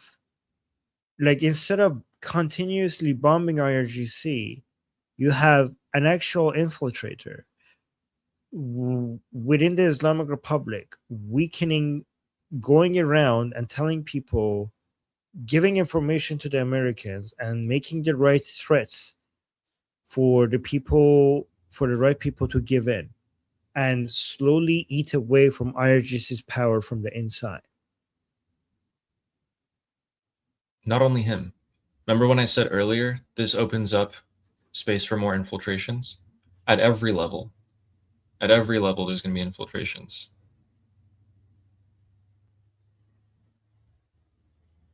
I mean, Ghalibaf is moving against the IRGC. It's pretty obvious. He wants to weaken the IRGC, and it's cheaper and more efficient to do this from the inside using these tactics than, you know, constantly bombing IRGC and also having all of this instability around the Persian Gulf. Absolutely. And having, yeah. Absolutely. So if this is correct, the Islamic Republic is going to die the same way they were born. Which is, you know, now that I think about it, like, I mean, that's what I was trying to kind of get at, because I was like, look, this. I'm not saying it will work. I'm just saying if this works, which is a big if, it would be pretty genius. This is all if, right? You come here to hear us theorize based on actual tangible stuff. So this is something that can be happening. We're going to look for every indicator to see if that actually happens. I mean, if you can't bomb the IRGC to submission, having somebody from their own inside go talk to them and say, like, listen, this is the only way because we're bankrupt, so you have to submit to me, and I'm submitting to the Americans. That does make a lot of sense. Create a problem for them, and then give them the solution, and pick the person in the Islamic Republic who you can most abuse. You have the most leverage over Ghalibaf.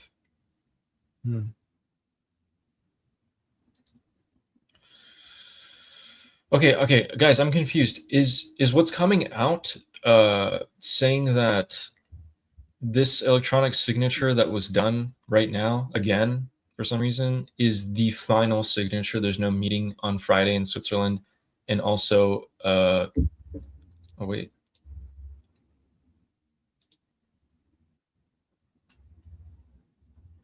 Oh wait. Okay, like, let's watch this. Israel. Sorry, move that. And then let me hide that real quick. Okay, guys, what? What is this? And it doesn't sound like he wants to answer a question about Israel. Yep.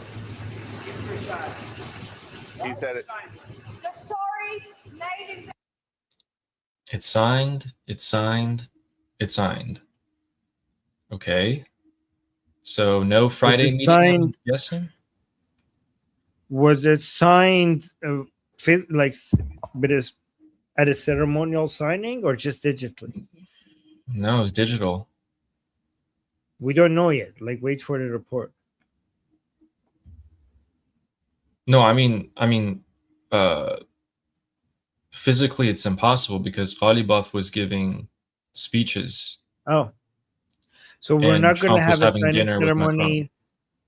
Oh yeah, so we're not going to have a signing ceremony. Well, we don't know if we will. It would be better if we did, but we'll see. So we had 2 digital signing and no signing ceremony. We'll see. Let's wait for, because this is not a very, like, just that is not going to tell us much. So let's wait before we figure out what's actually happening. Yeah, they're definitely going to come out and say, look, we're not going to sign in Switzerland. They're going to confirm that, if that's actually the case. Because that's If what that's everyone's actually the thinking. case. Let's just wait until things happen before we wonder about what's going to happen. I think this is one thing that we have to keep reminding people. Judge things based on how things are rather than how things could be. Including your romantic partner. Oh my God. Okay. Where did that come from? Okay. But All right, let's go through the thanks, Haruto. comments. And Roya Jun, who says, so did Israel and the US. By the way, Saoja brings up good points. Roya Jun, saying, so did Israel and the US find an in to start the war with Ghalibaf, knowing from the beginning what was going to take place so he could be in power? Not from the beginning. I think they really did at one point want to use Ahmadinejad because he is so vastly popular with the poor people, the peasants. But no, it seems like Ghalibaf was the moderate, reasonable, rational person that they've been referring to for a couple months. I think they were just like looking for anybody that could explain to the rest of the Islamic Republic that we have leverage over you and you have to capitulate to us. I think Americans at some point were frustrated with why there are not enough people within the Islamic Republic that understand that they need to capitulate instead of keep fighting. And eventually they found, they were like, they kept on killing people. They kept on talking to people and told them, like, listen, you're going to die if you don't capitulate. And like, they didn't capitulate, they killed them. And then went to the next layer. People are like, okay, you're going to die if you don't capitulate. And then they killed them. And then you're like, okay, now it's your turn. And they found their guy. I think it wasn't pre-planned. They were just looking around and killing people who didn't capitulate until somebody did.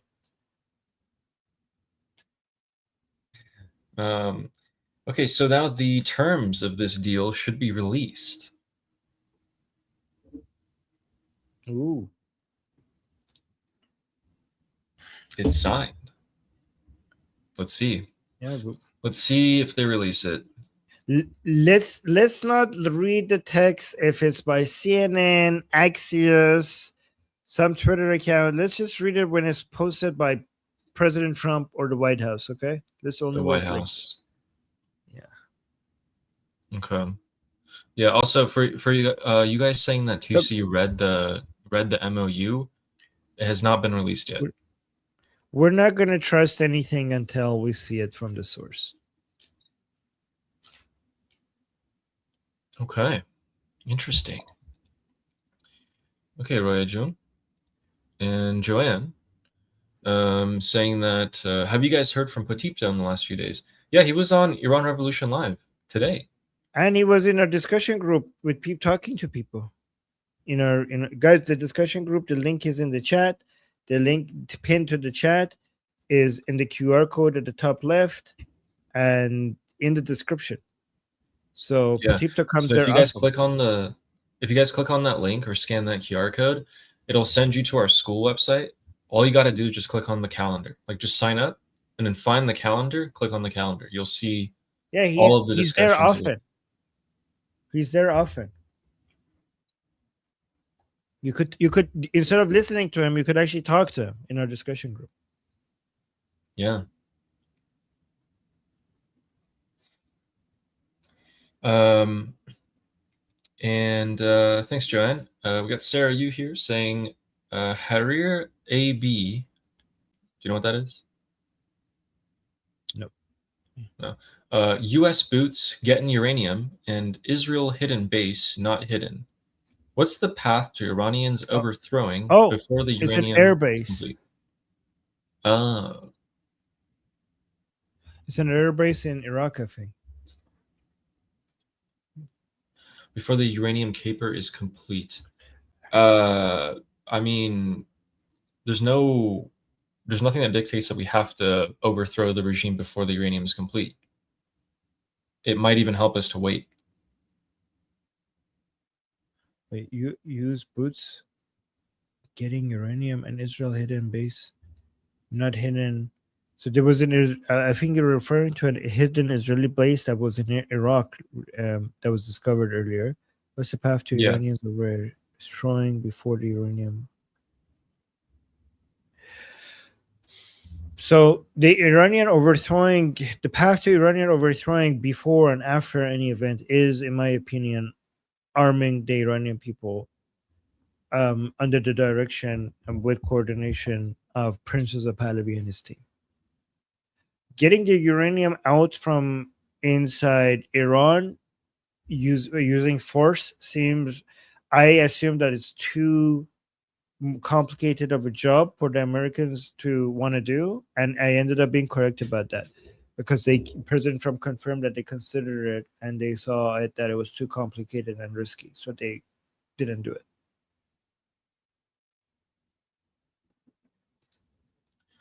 Yeah, thanks, Sarah. Thank you. And Shauna from our discussion group is saying, I think Ali is correct. Sandstorm season over, midterms over, time to build up America's supply. Yes. On the same day, Sunday, guys, listen to this. Sunday, President Trump electronically signed the MOU for the first time. And he also gave an order to Pete Hegseth, the Department of War, to start full on go build up our munitions, build all of our missiles, interceptors, just go in, build as many as you need, stock up on as many as you need. And that's not a short-term thing, so yeah, good point, Sean. I actually forgot to mention that today. Thank you. And Vashi is saying, just imagine this is all the game, and when they went to Switzerland, American Special Forces capture Ghalibaf and take him directly to the United States. And, in fact, Prince Reza Pahlavi is in Europe. Imagine him actually showing up and personally arresting Ghalibaf and slapping him in the face. But actually, was it yesterday or 2 days ago? People were hoping for a red wedding kind of situation. So you have everybody in Switzerland, and there's music, and people are eating and drinking, and then JD Vance is trying to get a signature done with Ghalibaf, and he's not in on it. And then all of a sudden, the music stops, and there's blood everywhere, and the door opens, and Rubio walks in, and then goes to Ghalibaf's, dying body, and goes to his next to his ear and says, "BB sends his regards," and then that would be like, there we go. And the season's over. Yeah. Oh, I wish. And Nekama says, haha, true Ali, never date potential, only reality. Yeah, I had a lot of trouble with that personally. Wait, never date potential, only reality? Okay. Yeah, don't pay attention to how they're actually treating you right now rather than the potential you think that person has in the future. Yes. Oh my God, that's so true. Jesus Christ. I can change them. My God, what delusion. Or it'll get better, yeah. I mean, It will get better. I don't know about that. I'll fix them. Mm-hmm. Oh my god. And so true. And we have Tosha saying Trump at Versailles equals the Treaty of Versailles, symbolic. Technically, if this is it, then yes, this is the new Treaty of Versailles. Are we heading for World War III after this? If that's the case, or maybe I think I'm we're sorry. probably I'm already in sorry. I mean World War 12. I've lost count. Mm, Yes, sir. yeah. We're probably already in the beginning stages of World War III. Sorry, don't mean to alarm anyone, by the way. Anyway, I think we're heading. I think we're heading for more of a Cold War. yeah, with the recent actions of this year, probably. And Bashi again, who says they haven't signed it on Sunday. They just agreed verbally. Supposed to go to Switzerland on Friday, but they signed it digitally tonight to patch. I thought they did sign it digitally on Sunday. That's what I heard. This is the this is the patch under they they digitally signed it, but this is a new patch on the previous signature. It's like when you get hit with like a 30 gigabyte update, and you're like, I just want to play my game. Yeah. And thanks, Oh Bashi. yeah, Texas Trooper agrees with me on Cold War 2. Yeah, people are waiting for World War 3. I think people. Oh, Javid as well. Texas Troop. I think we're not heading to World War 3. I think we're heading to Cold War 2.0, like Javid and Texas Troop are saying. I agree with that. Who are the proxies, though? Anyway, and Lior says, "Oh, with a little flag with the puppy. The flag wasn't there before." Who says, "I miss you guys. Oh my God, Ali has ears. Love y'all." Yep. Yay! Why do you have only one earpiece? I was telling you, if I plug in the other one, the audio starts cutting in and out. And I was looking for hours. Yeah, I tried every solution under the sun, and apparently the solution was a completely stupid solution. It was literally just keep one in and keep one out. I don't know why. Okay. I did everything. I was like updating drivers. I'm like deleting the blue. Like I'm doing all these things, and I was just like, wait, what if I just? And it worked. I was like,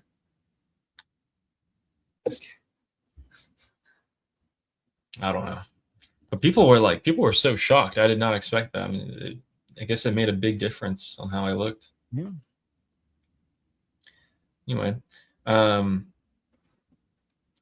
again, who says, if America solves its fertilizer issue as well, we could be unstoppable. Jobs galore, and it reduces inflation. Team Cold War II, by the way. We have a fertilizer issue? As far as I know, I think that's too old time. I think United States power will come from AI and robotics and heavy industries like aviation, like big giant industries that the rest of the world doesn't. I think fertilizer stuff and the private market will figure that out. I think United States is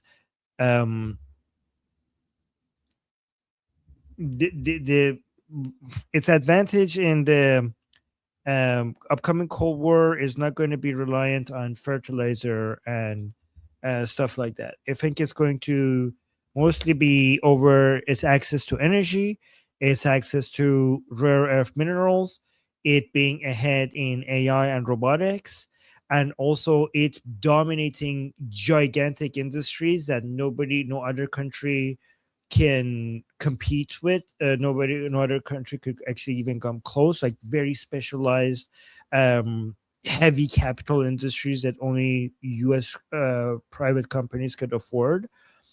If you have that, you have all the tools necessary to do whatever fix whatever fertilizer problems that you're having. Like, trust me, you're not going to have a problem with fertilizers if you're that ahead in AI, robotics, access to energy, rare earth minerals, and giant industries that requires a lot of specialty that only Americans have at a high degree, and requires a lot of capital that only Americans have at a large degree. You're going to be so ahead that whatever shortages you have in any area will be fixable. Yeah, thanks, Jana. And Thank you, Raphael, who says, when asked about Iran's missiles, Trump said, well, what am I going to do? Am I going to let Saudi Arabia have missiles, but they can't have them? Yeah, he's also said a lot of things, like going back to the whole, like, just, questionable things that he's been saying. So I'm not really putting too much weight on that, because, like, I mean, I would very clearly say I completely disagree. Like, we have to make it clear that that's a statement that I do not agree with. So whatever President Trump, we might say like, oh, well, this is a 5D chess plan, or he said that because he's playing mind games with the Islamic Republic. That might be the case, or it might not be. But whether it is or not, I do have to.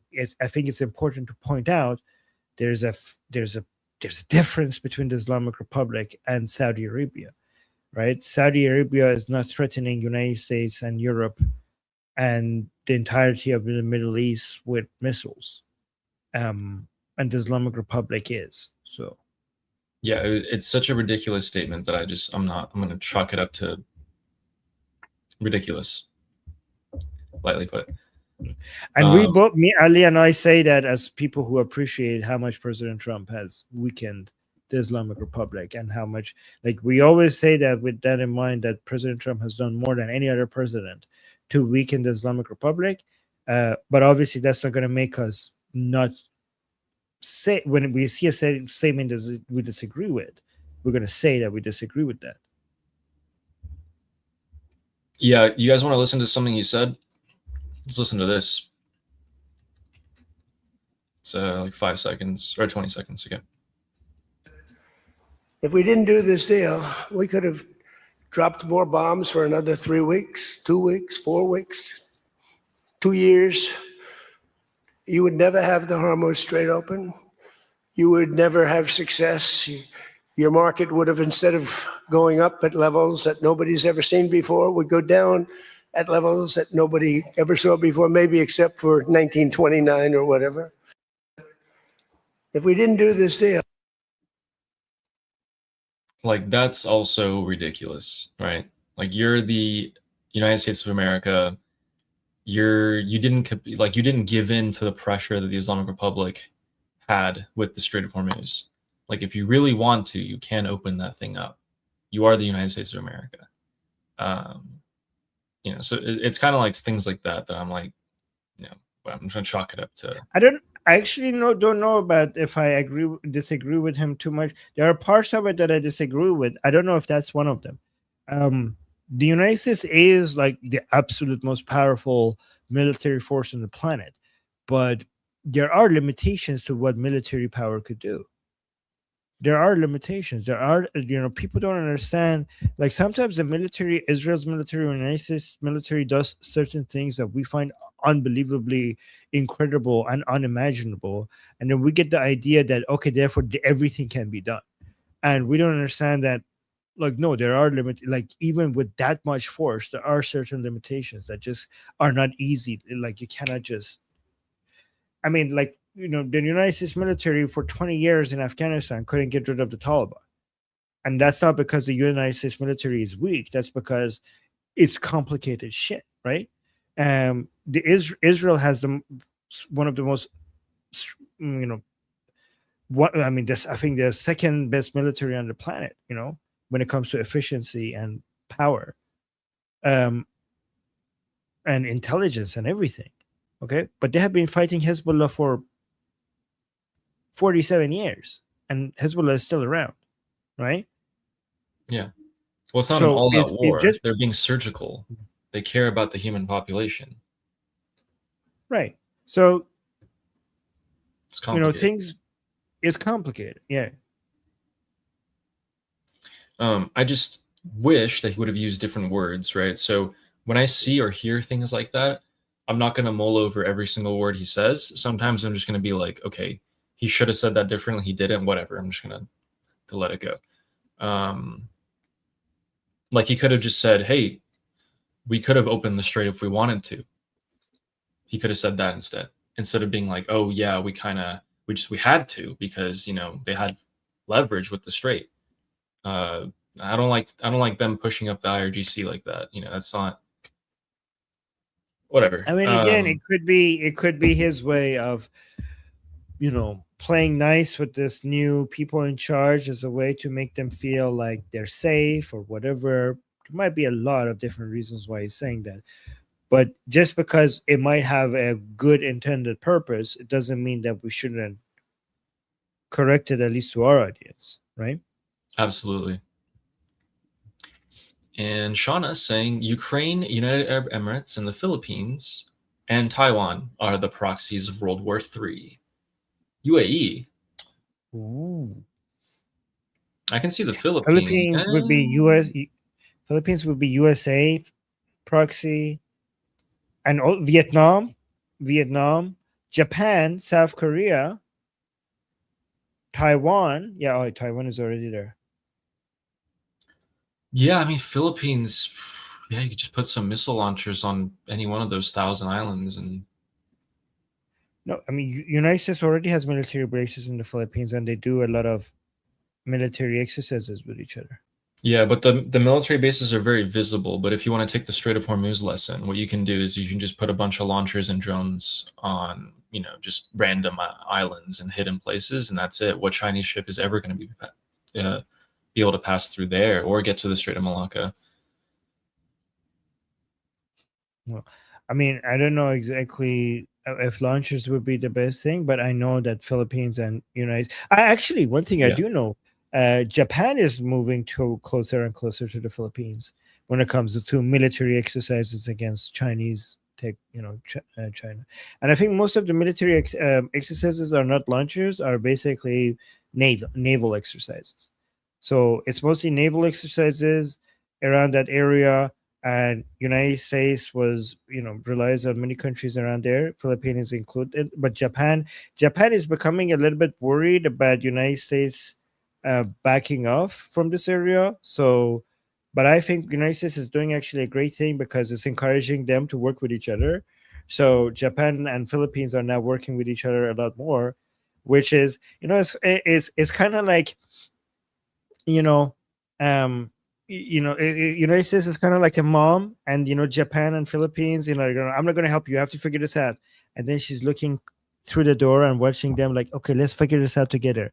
And she's watching like, yes, exactly. That's what, you know what I mean? Like it's trying to encourage them to just become more independent and work with each other. So like, yeah, I'm leaving here. You guys are on your own. But then it's watching them grow. And like, I'm secretly saying, I'm so proud of you. Or they finally moved out, and then I can finally rent my rooms. Yeah. No, but I think a lot of people think that the Trump administration is abandoning Ukraine, is abandoning Taiwan, is abandoning Israel. But long term, I think the impact might actually be positive for Israel, Taiwan, and Ukraine, because the current drive in Israel, for example, and in Taiwan, and in Japan, and in Ukraine is like, we need to become more self-reliant. So short term, it might make them, not even short term, Ukraine is kicking ass. But short term, it might be devastating. But long term, it's going to make these countries stronger. I mean, that's what President Trump is doing with NATO as well. Encouraging more countries to be like Poland. Yeah. And, Ukraine's going to be a regional superpower after this, if they're not nuked. This guy. I like this person in the chat, pro IRGC person, just losing his mind, trying to get their attention. Shana saying, I agree with Armin, but it's going to be a rough ride. Yep, exactly. Yeah. And Deborah saying, please pronounce Nekema's name correctly. Nehma. Nechma. Oh, Nechma. I think Nehma it would be the Arabic / Persian, but if it's a Hebrew name, then the ch would be khe, right? Nechma. Okay. I think so. Next time. Nechma. I'll try to remember. Nehma or Nechma. Okay. And thanks, Deborah, for the clarification. We got Lou and Kay saying, hi again, Armin and Ali. Durud, I was watching 2C TV. MOU has been signed. Yeah. Crazy. Yeah, we heard it from Trump saying, yes, we signed it. Crazy. I wonder if they're still going to have that in-person one. We'll see. And thanks, Lou. And Shauna, who says, for building wealth, yes, robotics, etc. For working class jobs and feeding Americans so they stay engaged, fertilizers. You can't eat rare earth. We also can't eat if you don't make money. Well, you can't. Okay, but you can buy fertilizers. So here's the thing, Shauna. I believe in private. I believe in, I believe in free trade, right? And free markets. I think that fertilizers, if it needs to be, I think governments should not touch it. If it needs to be internally made, it will be internally be made. If it's more efficient to get it from somewhere else, then the Americans will get it somewhere else. As long as you are rich enough to be able to go to buy it, then let it be made wherever is the most efficient. Unless you could somehow make an argument that this is a security concern, which historically food, right now I think like security concerns are more stuff that you could be used in the military and intelligence gathering. If your economy is big enough, then wherever is the most efficient to get your food or your fertilizer from, it's actually more cost efficient to let the private market dictate that, rather than making a top-down interest by the decision made by the elite or the government, right? So I know you're saying it's a security concern. So work through this with me. How, if the American consumers, you might be correct. I'm actually interested to know if the American consumers have really high purchasing power and they want fertilizers, how could America's enemies stop the Americans how could they stop them from buying it from other places? Like, do we have one of America's enemies that has monopoly over, or like so much control over fertilizers in a way, for example, that China has dominance over rare earth metals? Like, what are the sources of fertilizers globally, and does Russia or China have so much dominance over, like, let's say 80% of the sources? Because if not, then as long as the Americans are rich, they will be able to buy it. But I'm not saying you're wrong. I'm just saying that would. So you're saying we get them from Russia and the Middle East and Canada. And you think Canada will one day refuse to sell it to the Americans? And the Middle East is mostly so which parts of the Middle East? I think you also get it from Ukraine, don't you? Maybe I'm wrong about this. So most of the countries in the Middle East are not, and like other than the Islamic Republic, there are not countries in the Middle East are countries that are economically intertwined with the United States economy. So they're not going to stop trading with the United States. So among all of this, it's Russia that you need to worry about. Canada, like remember, United States has more leverage over Canada and countries in the Middle East and the other way around. So it's not like Canada could refuse to sell fertilizers to United States. United States will fuck them up with, like, United States could fuck up Canada's economy way more than Canada to United States. right? So, I mean, I understand Canada might sell to China, but again, America's purchasing power is way higher than Chinese purchasing power. So it's not like it's even a competition. So if any, so I think from all of this is Russia that would be the concern, and I don't think China has that much dominance over global, the supply of fertilizers in the same way that China has control over rare earth minerals.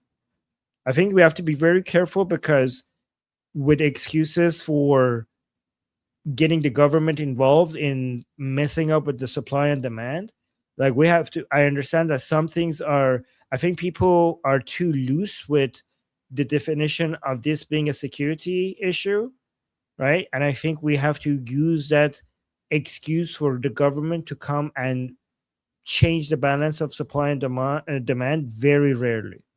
Because honestly, if we're loose with it, anything could be argued to be a security issue. Like almost everything that Americans buy and sell, I could argue that, oh, this is actually a security issue. And I think that it should, that excuse that this is a security issue, so the government has to actually come and limit the trade of it, or that or maybe bringing it internally and making it domestic, should be reserved for the absolute minimum rare cases where it's really a security issue.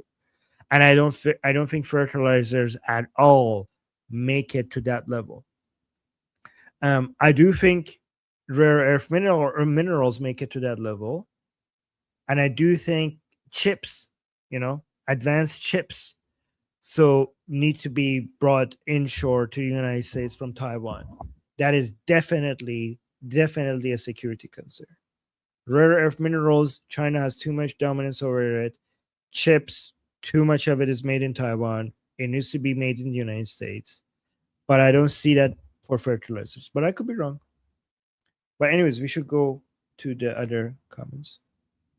Yeah. No worries.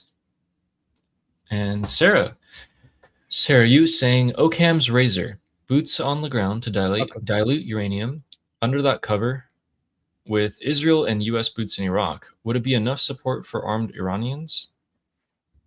So let me read that again. It's Occam's razors. Occam razor. Occam's razor is basically means that the most simple explanation is the most likely one. The explanation that you have to with the least number of assumptions is the most probable one. That's what Occam's razor is, right? So let's see. Boots on the ground to dilute uranium under that cover with Israel and U.S. boots in Iraq. Would it be enough to support for armed Iranians?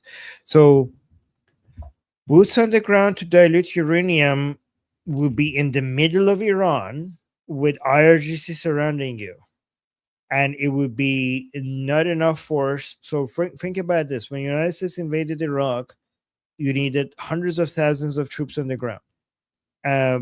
Like if you're saying boots on the ground to dilute the uranium, are we talking about numbers that will force this upon the Islamic Republic, or we're tricking them with a deal and then sending boots on the ground to? Because if there is a deal, then the Islamic Republic would not accept tens of thousands, let alone hundreds of thousands of boots on the ground. That wouldn't seem like there has been any deal.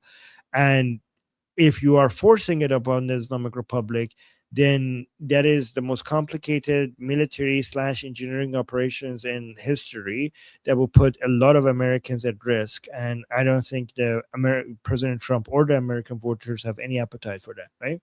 So I don't think that will work. I don't think that it's not like you have these soldiers at the southern Iranian shore with all of the American Navy in the Persian Gulf and the Gulf of Oman defending them with air power. You're saying like right in the middle of Iran, so far away from the Persian Gulf, surrounded by IRGC, that's basically sending American soldiers there to die, if that was the plan. So using Occam's razor, that seems unlikely. Agreed with that one. Thanks, Sarah. And we have Lior, who says, now that the MOU is signed, on a scale from 1 to we're screwed, how screwed are we exactly? Not very. Not very, Lior. Read this. So in 2024, the United States Congress passed a provision. And in that provision, they put the IRGC on the terrorist list. Okay. So now you have to waive that restriction to actually make a final peace deal with the IRGC. In order to do that, you need the majority. You need the House and the Senate to pass. You need the majority to do it. So that is still another obstacle. You need Republicans to vote for this. You need the majority of Republicans to vote for removing the IRGC from the terror list. That is still something that needs to happen. Or you find a loophole and get around that. That's just one of the many, many issues that you have to get through with. Also, uranium, charging fees on the Strait of Hormuz. Yeah. People are going to break this. They're going to break this on both sides. Maybe. Yeah, probably. We'll see. Yeah, guys, nothing has happened until it happens. The MOU doesn't make the things that is written in the MOU actually happen. It actually has to happen before we could judge them. Yeah. And Shauna saying the government is heavily involved with agriculture already, Armin. We don't really have free trade in agriculture. Yeah, and that's why food prices could be lower. That's why actually that's a good point, because one security issue, if you're worried about security, is prices. Food prices. Lowering your food prices improves security within your nation, and also having a population that has high purchasing power is also good for security. It brings stability. So if you had more free trade within your agriculture, that would reduce food prices. That would improve stability within society, because that would improve affordability, and that is good for security. So in fact, people argue that, we have to have a government involved in agriculture for food security. I don't see how you improve food security by having the government involved, which messes with the supply and demand balance and increases the prices of your food. Food security improves when you actually have lower price of food, not higher price of food. And it's an economic fact that whenever the government gets involved with an industry, the prices of the goods in that industry increases. So in my opinion, you're reducing food security by having the government involved.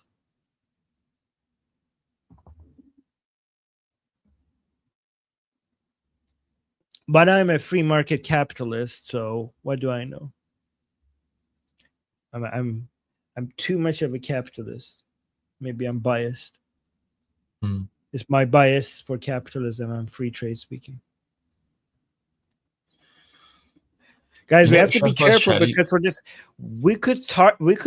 guys, we might be flirting with turning into isolationists if we keep talking about security, and get the government involved in different markets for the sake of security. We might actually turn into isocox. Sorry, Shana, but yeah. Shehbaz Sharif, the Prime Minister of Pakistan, has released a statement. There's two key things I wanted to show you before we left, real quick. But we have a super chat by Roman Viking saying, "Rise, Colombia! Colombia, brave and free, poise the globe, and bound the sea, revered in arms, in peace humane, no shore nor realm shall bound thy sway." Oh, that's so nice. Cuba Libre! Cuba Libre! That is nice. I like that. That was beautiful. That's a good poem. Wow. That was beautiful. I love that. Thank you for sharing that. Can you read that again? One more time. Yeah. Rise, Colombia, Colombia, brave and free, poise the globe and bound the sea. Revered in arms, find a word for Colombia. No shore nor realm shall bound thy sway. What do we do? What do we say for equivalent of Cuba Libre?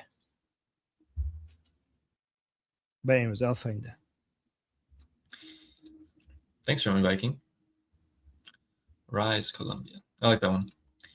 And Nethma says, as of 2026, 14 U.S. states have made human co-posting legal, with 12 more states pending legalization, which means human bodies can be used as fertilizer.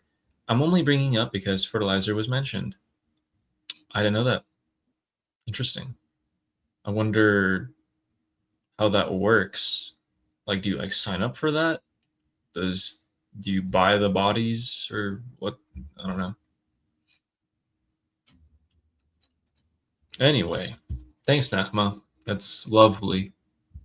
Truly. Wait.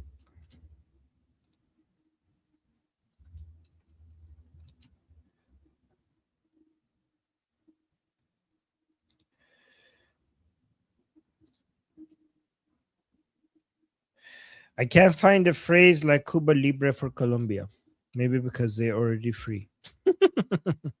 I don't know. Okay, yeah, so there's two things in this. So this is Shehbaz Sharif.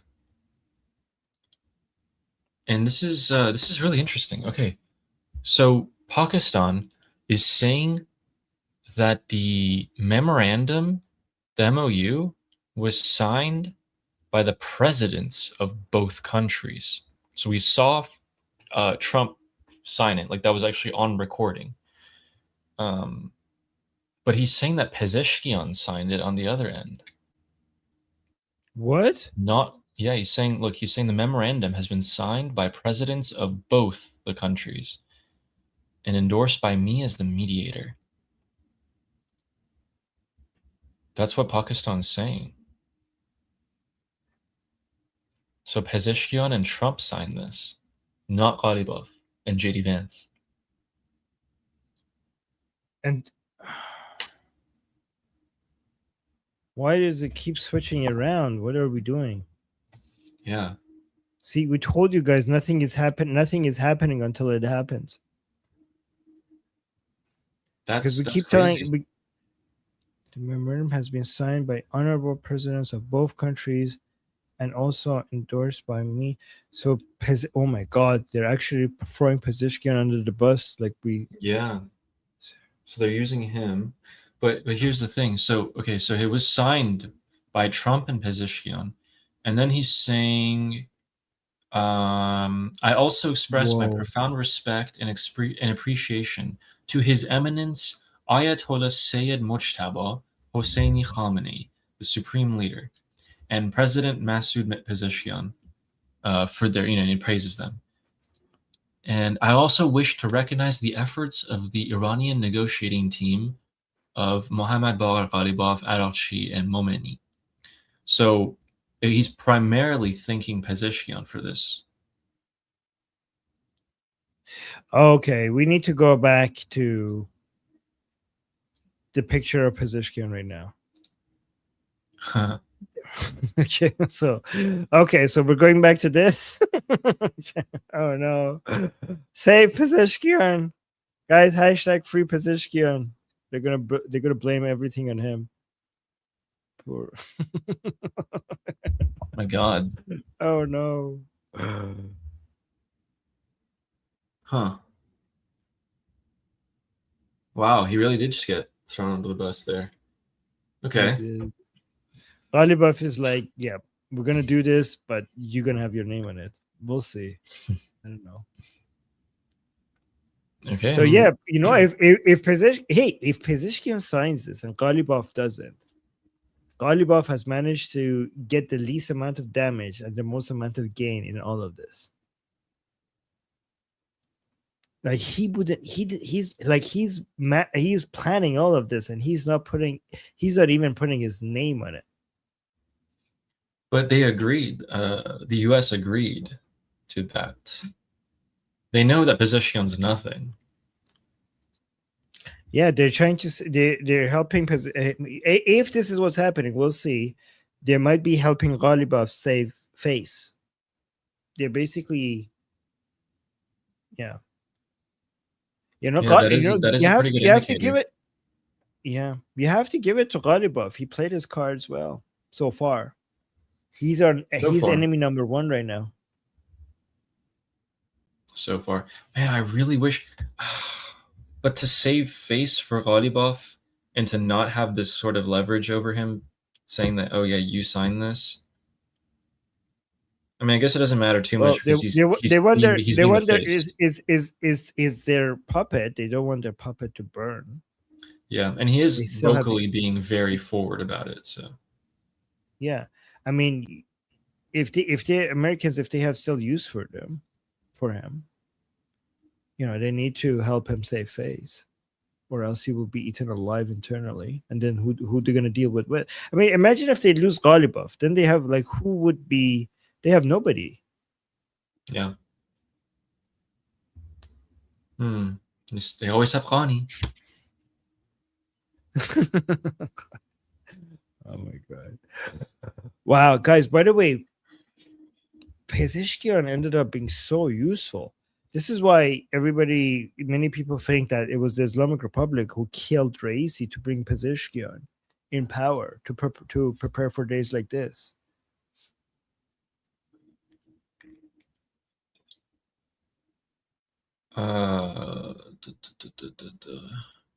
Wait, what was Okay. the super chat? I didn't see this. Human bodies can be used as fertilizer? What the hell? As if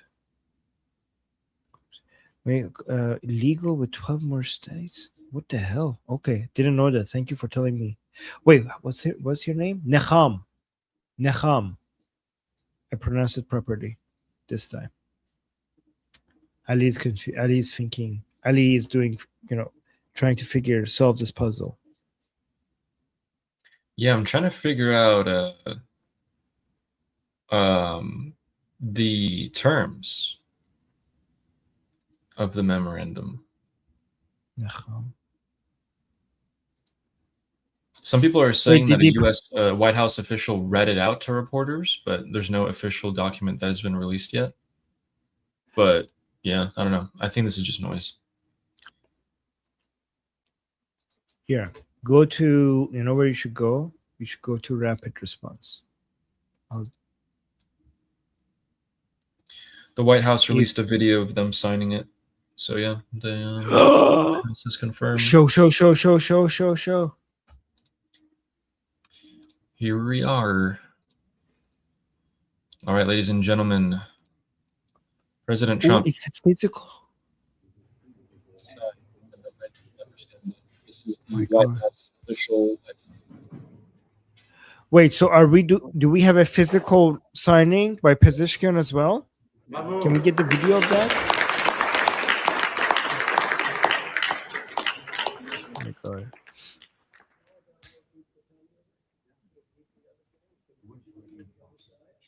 Look at this. When Macron was signing, go back a little bit. Look at this. When Macron was shaking Rubio's hands, Rubio wasn't even looking at him in the face. Look at that. Can you go back again? Look at that, guys. Look at this. Is American dominance. The president of France reaches out to the foreign minister of the United States, and Marco Rubio is like, yeah, okay, yeah, sure. Let me get back to my president. Look at that. Can you look? He is reaching out for him, and Rubio is not even looking at him in the eye. And you're like, yeah, thank you. Yeah, but wow. Wow. Marco hasn't been looking too happy lately. Yeah, and Macron looks too happy. Look at them. He's too Marco is on our side and he doesn't look happy, and Macron is against us and he looks happy. So that's not a good sign.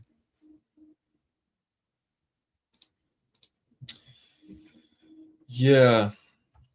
Here's all. Okay, so the White House press pool reports account has said that an official read the deal to reporters, but the print text has not been released. But these 14 points are the same thing that we've been seeing on social media. So yeah, I'm just gonna still wait. I'm waiting for tomorrow or the day after when it's signed. Release it. You said.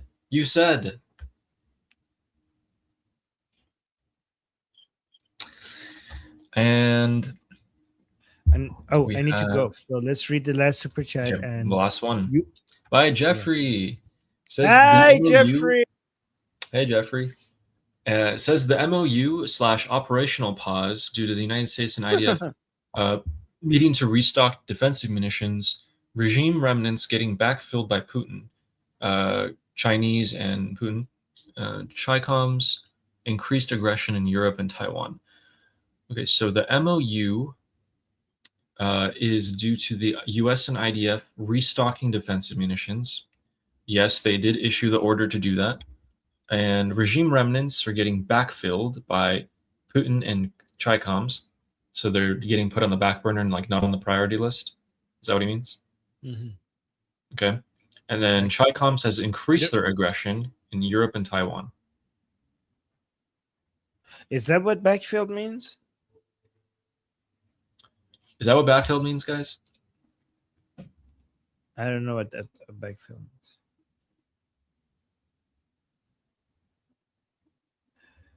China comes and increase aggression in Europe and Taiwan. Is he saying that they're focusing their attention on somewhere else and not helping the Islamic Republic, or the opposite? Oh, backfilling is the process of refilling a hole. Okay. So the regime is getting help by Russia and China. Yeah. Okay. So everybody's using this. So Jeffrey's saying everybody is using this period to just fill up their missing pieces. Yeah. Okay. And then we're gonna go back to boom booms when after the midterms. Yeah, Jeffrey, tell us. He's gonna go like, I don't know.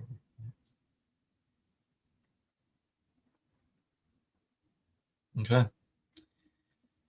Yeah, Well- but I mean, the Americans restocking on defense munitions, and the Islamic Republic. Here's the problem: the Islamic Republic is really broke. So, and I think people don't understand how broke they are. Like it's not just the blockade; it's not just the Operation Economic Fury. The military operations and during the Operation Epic Fury paralyzed a lot of the industries, especially the steel industry, for example, inside Iran. So Americans are going to have a much better, easier job recovering their, their defense systems than the Islamic Republic is going to be when it comes to recovering on their offensive. So we'll see. Agreed. Okay. Yeah, so Texas Troop is also making a good point, saying both the IRGC and politicians camp will claim the MOU is non-binding because Pezeshkian has no authority. Yeah, guys, both sides of this could basically do whatever they want. The MOU is just like symbolic. Like everybody, It's not binding anyway. It is not binding anyways on both sides, and we could only judge based on what actually happens rather than what the MOU says. And yeah, I mean, if they go with it, they're gonna blame it on Pezeshkian. If they don't go with it, and like, well, fuck Pezeshkian, like, who cares? True. Yep. Let's see what happens the in the MOU next is not a 24 deal. hours. 24 hours. It's gonna be. Let's see if they release the terms. It's gonna be really, really bumpy, guys. So Yep. put on your seatbelts. We're gonna have a lot of ups and a lot of downs, and we're gonna be here for a while. So I was thinking, I've been fantasizing about this recently. What if I was just like a Superman, like I had Superman's powers, and I could literally just go in and eliminate the IRGC myself, like with my bare hands, every single one of them, and then And any country that wanted to threaten Iran, I would just be like, I'm Superman, you know, don't touch us. I think I dreamt about that last night, actually. You dreamt about that? Okay. Yeah. That sounds like a dream people would have at your age. The second part of my dream was me at a cliffside overlooking the ocean, and I'm like maybe like a mile up in the air. It's like one of those dream things, right? And I'm just like, shut up. Anyway, my dream was very very bipolar dream. Oh, we got another Jeffrey. Jeffrey has said, Phase 1 conventional military phase, Operation Epic Fury, is complete. Moving on to Phase 2 of liberating Iran via diaspora-sourced Track 2 efforts, supporting Iranian resistance via equipment from Ukraine. Okay. So that means that the United States would be supporting Iranian diaspora with Track 2 support, which is guns, equipment, body armor, what is training. It's like guns, training, equipment, things like that.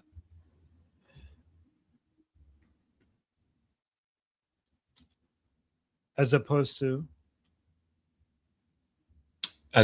probably bombing the Islamic Republic. Track 2.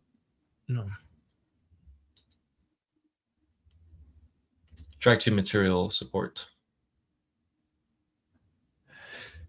Track 2 efforts refer to unofficial. Okay, so this is Track 2 efforts refers to unofficial, non-governmental dialogues and confidence-building measures involving retired officers, defense scholars, and strategic experts.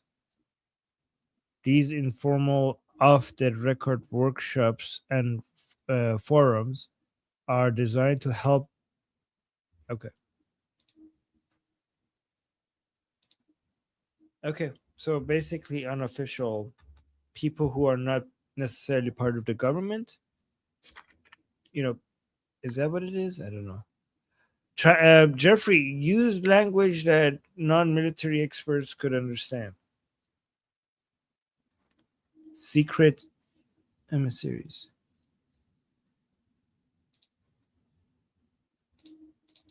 Okay, so that's Jeffrey's assessment of what's happening. Yeah. Yeah, I sure hope so. Sign me up. Oh my God, what's that? Oh my! This is a little unconfirmed, but I cannot see it being any different from this. Okay, this must be AI. This must be AI. This is AI, isn't it? It might be. It's probably I don't tell, like, he's a dead man walking. If this is not AI, this probably is AI. This is very early, like very, very early. I'm waiting for other people, but I don't imagine him looking any different when he actually signs this, even if this is AI. This is for sure. Man. Let it be AI, because if it's not, like, poor guy. He deserves it though. Well, that's the point. Like, even if it is AI, it's gonna look like that anyway. Search for Pezeshkian. Like, why would he even agree to hold that up like that if he is not, like, they would have to put a gun on his head. Probably not the first time they've done that.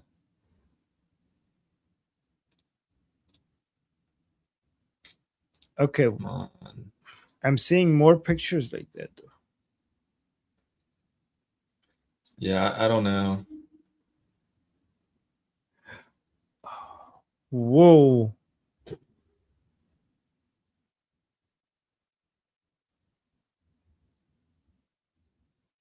So again, I don't know if this is official Yeah. or not. But let me just show you what people are sharing.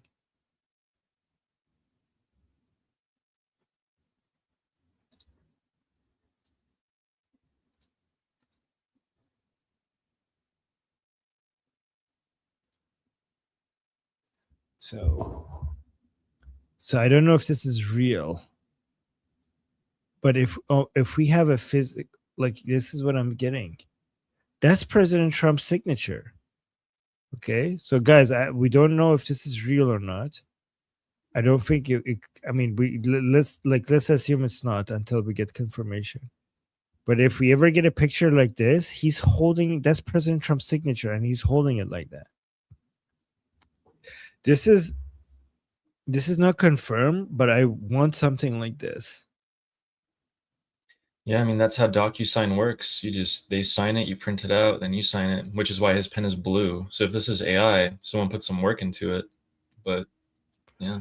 If this is real, then I'm glad that President Trump signed first and then he signed second, so that he had to put his signature next to President Trump's signature. So that would be very humiliating if the President Trump signature was already there. Guys, can anybody look into this and see if there have any sources that confirms that this is a real picture? Does it look like AI? I mean, I don't know if anybody can tell anymore. Yeah, good point.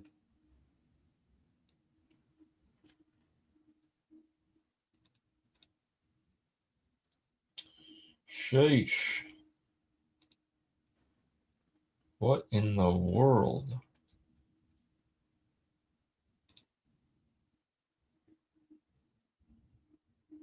Huh. Ah, yes. Here we go.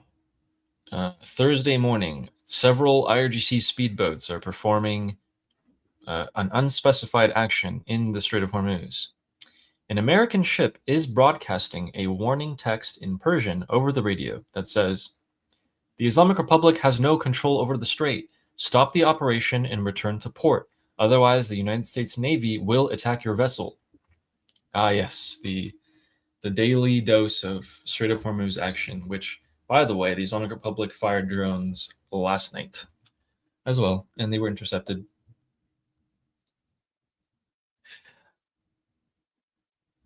Ali, do you think this is AI? I don't know if it's AI, No, but this, really, like, no, this one. عقل كل فقيه أشبع كل جائع مكس كل أوريان عقد الدين كل مدين فرج عن كل مكروه. Is that Arabic? Wait, what language is that? no. Is that Arabic? Yeah, but mix up Persian and Arabic. But it looks like he's lost his. Oh my god! You know what? I wouldn't be shocked if this is what he's going through in real life, losing his mind. Wait, let's watch this. Like, I bet you all the pressure that he's under, this is probably what he's doing in his free time. Let's watch this again. عقل كل فقيه أشبع كل جائع مكس كل أوريان Oh yeah. عقد الدين كل مدين فرج عن كل مكروه رد كل. Oh my, we broke him. We broke Pazishkian under all this pressure. You know, if this was released like 10 years ago, this would have been like, everyone would have been like 100%, like 100%. In just 10 years, we've come this far. 10 years? In terms of Are you the, kidding me? More than like 6 months. 6 months. 6 years ago, if that was released. What was released? Like the AI like an AI video that good? Yeah. 6 months ago, people wouldn't like 6 years ago. Are you kidding? Like, we didn't have AI 6 years. It was 6 months. I think 6 months ago, people would have been like, okay, yeah, you could have spent like a lot of time building it and this and that. It could have been faked. But like a few years ago, I don't think so. Yeah, I think I think you are like, go back, look at what AI videos were like 6 months ago. I think maybe 1 year ago. Fair. 1 year. Anyways, I don't understand the super chat. Vashi is saying, Armin, this is not. Do you understand this? I don't understand. This is not for Dorcas. This is for anti-regime. What is he referring to? What is this? Vashi, what is this? I don't know what you're referring to. Sorry, Vashi, but thank you. Oh, all he said. Oh, here. This one, all he said means avacadabra. Yes, exactly. That's what he means. Money. All right. Oh, the image of Pezeshkian is holding is for the anti. Oh, okay. Wait, let me read it again. The picture Pezeshkian is holding is not for the Durkas, it's for us. Oh, okay. Now it makes sense. Like they're releasing the image to make us lose hope. To be like, look, guys, you failed. You tried to. Okay. Vashi is saying, yes, the image of Pezeshkian holding a signed deal, if they actually do release it, if that's real, is bad for the pro-regime people. But why would they release that? Because they're trying to show to the anti-regime people that your mission failed. We're still here, and we're dealing with the Americans. Give up already. You failed. Vashi, that's actually a very interesting point. Now that I understand it. Okay.